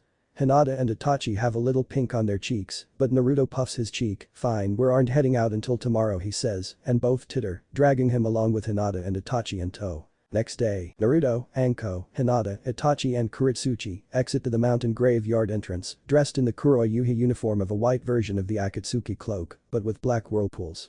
Kuretsuchi discarded her Iwa uniform for a red dress, with only a left sleeve that is kept open on both sides from the waist down, revealing white fishnet-covered legs with heeled combat boots. The group takes off at Chunin speed towards the south, and their objective Odo. I hope Petamaru is there, Anko says, licking her lips. I doubt it, he's been staying in Konoha to give the people some ease, as one Sannin is still there, Naruto comments. How will we hit them, Itachi asks. Hinata's Byakugan will locate the entrance, and I'll send my paths as the vanguard's Orochimaru may not be there, but he could have a whole host of traps, Naruto explains. The group picks up their speed as dark clouds form, making their way towards Sound's border. Once they crossed the border, Naruto made numerous clones and sent them in every direction to search for signs of Iwagakure. Kuretsuchi quickly made a earthen barrier to shield them from the rain, so it's now a waiting game, she says. For now, I highly doubt Orochimaru would keep Odo out in the open, Naruto comments. Hinata had her Byakugan trained on the surrounding area, while Naruto was sitting completely still with his eyes closed. However, they quickly open with a rub of his head, found it, Naruto says, and gets to his feet. Follow me, we'll fly there, Naruto says, using his diva path to float skyward. Show off, Kuretsuchi says, and weaves several signs. Doten. Kijiken no Jutsu, she thought. Itachi, Anko and Hinata gasp as they fly up after Naruto. My gramps used this jutsu all time, Kuretsuchi says. Fuchius no Jutsu, Naruto says, bringing forth a large bird with a drill beak and the Rinnegan in one eye as the others land on it. The bird screeches and makes its way toward the entrance of Odo. Hinata, take a look, Naruto says. Hinata stretches her sight and slowly a large concentration of chakra was in the distance. The strongest is Jonin level, and it's familiar, she says, but her eyes widen. Kabuto, she says. Ohehoho, taking out Kabuto will be a serious blow to Petamaru, Anko says. Naruto weaves a few signs and summons his two paths. Both were wearing the Kuroyuhi uniform, but Obito now has white hair, and both have multiple piercings, with a Rinnegan in one eye, and Obito still has his Sharingan. The drill bird starts to circle around the area where his clone dispelled. Alright, let's begin, Naruto says, as Hayden and Obito leap down.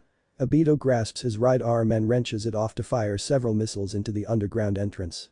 Hayden rushes forward into the destroyed entrance as several Odo shinobi rush them, but the new Prita cuts through them. Obito follows behind with a blank look on his face and killing anyone that Hayden misses with his scythe.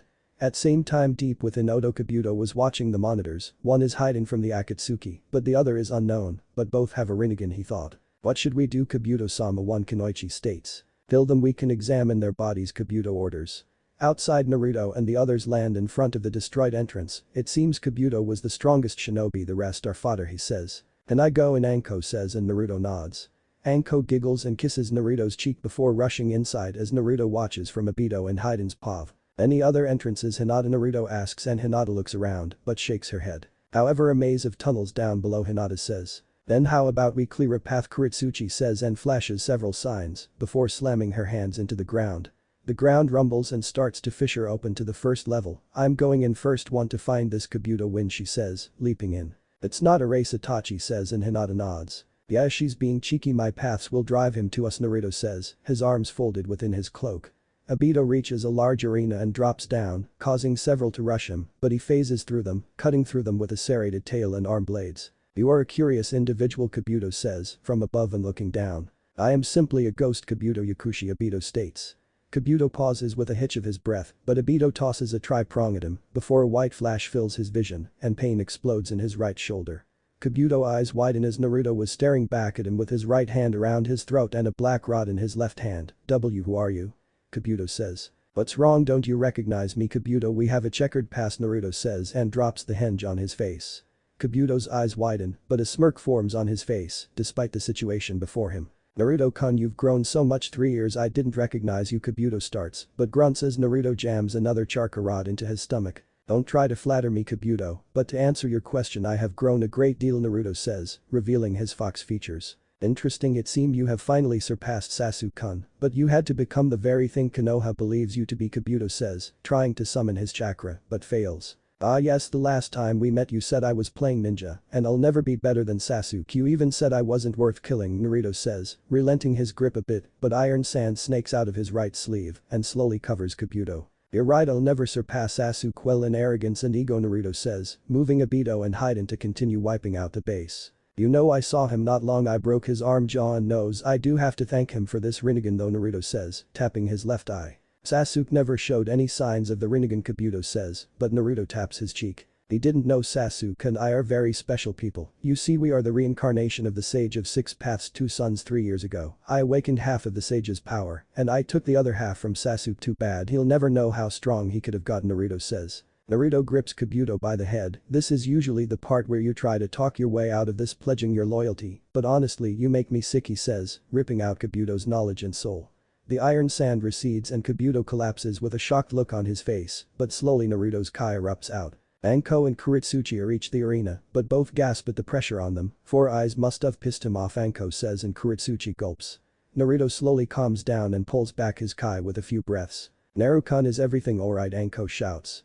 Naruto vaults the railing and slowly glides down. Yeah, but Sasuke is truly scum of the earth, he says, walking past them and heading deeper into the base. Kuretsuchi and Anko quickly follow him towards the lab area. What's in here? Kuretsuchi asks. Naruto kicks open the door with an emotionless face. The remains of my family, he says, shocking them both. The large glass cylinder comes into view, and inside was a deceased young woman with long red hair and a wound to her chest, very similar to one Naruto carries on his chest. Her name was Karen Uzumaki. She was from Kusa. Orochimaru used her to let Sasuke obtain his Mangekyo Sharingan and used her corpse for his experiments due to the fact that she is a pure-blooded Uzumaki, Naruto says, cracking the glass.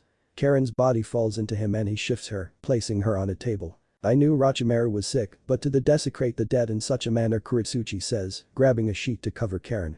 Obito and Hayden appear covered in blood. I am no different, but they serve a greater purpose, Naruto says, pulling out a medium-sized scroll out. He unfurls it and it has 6 symbols on it for his 6 paths. Karen will have her day to pay to Sasuke back, Naruto says, sealing her into one of the spots and followed by Obito and Hayden. You're gonna make her one of your paths? Anko asks.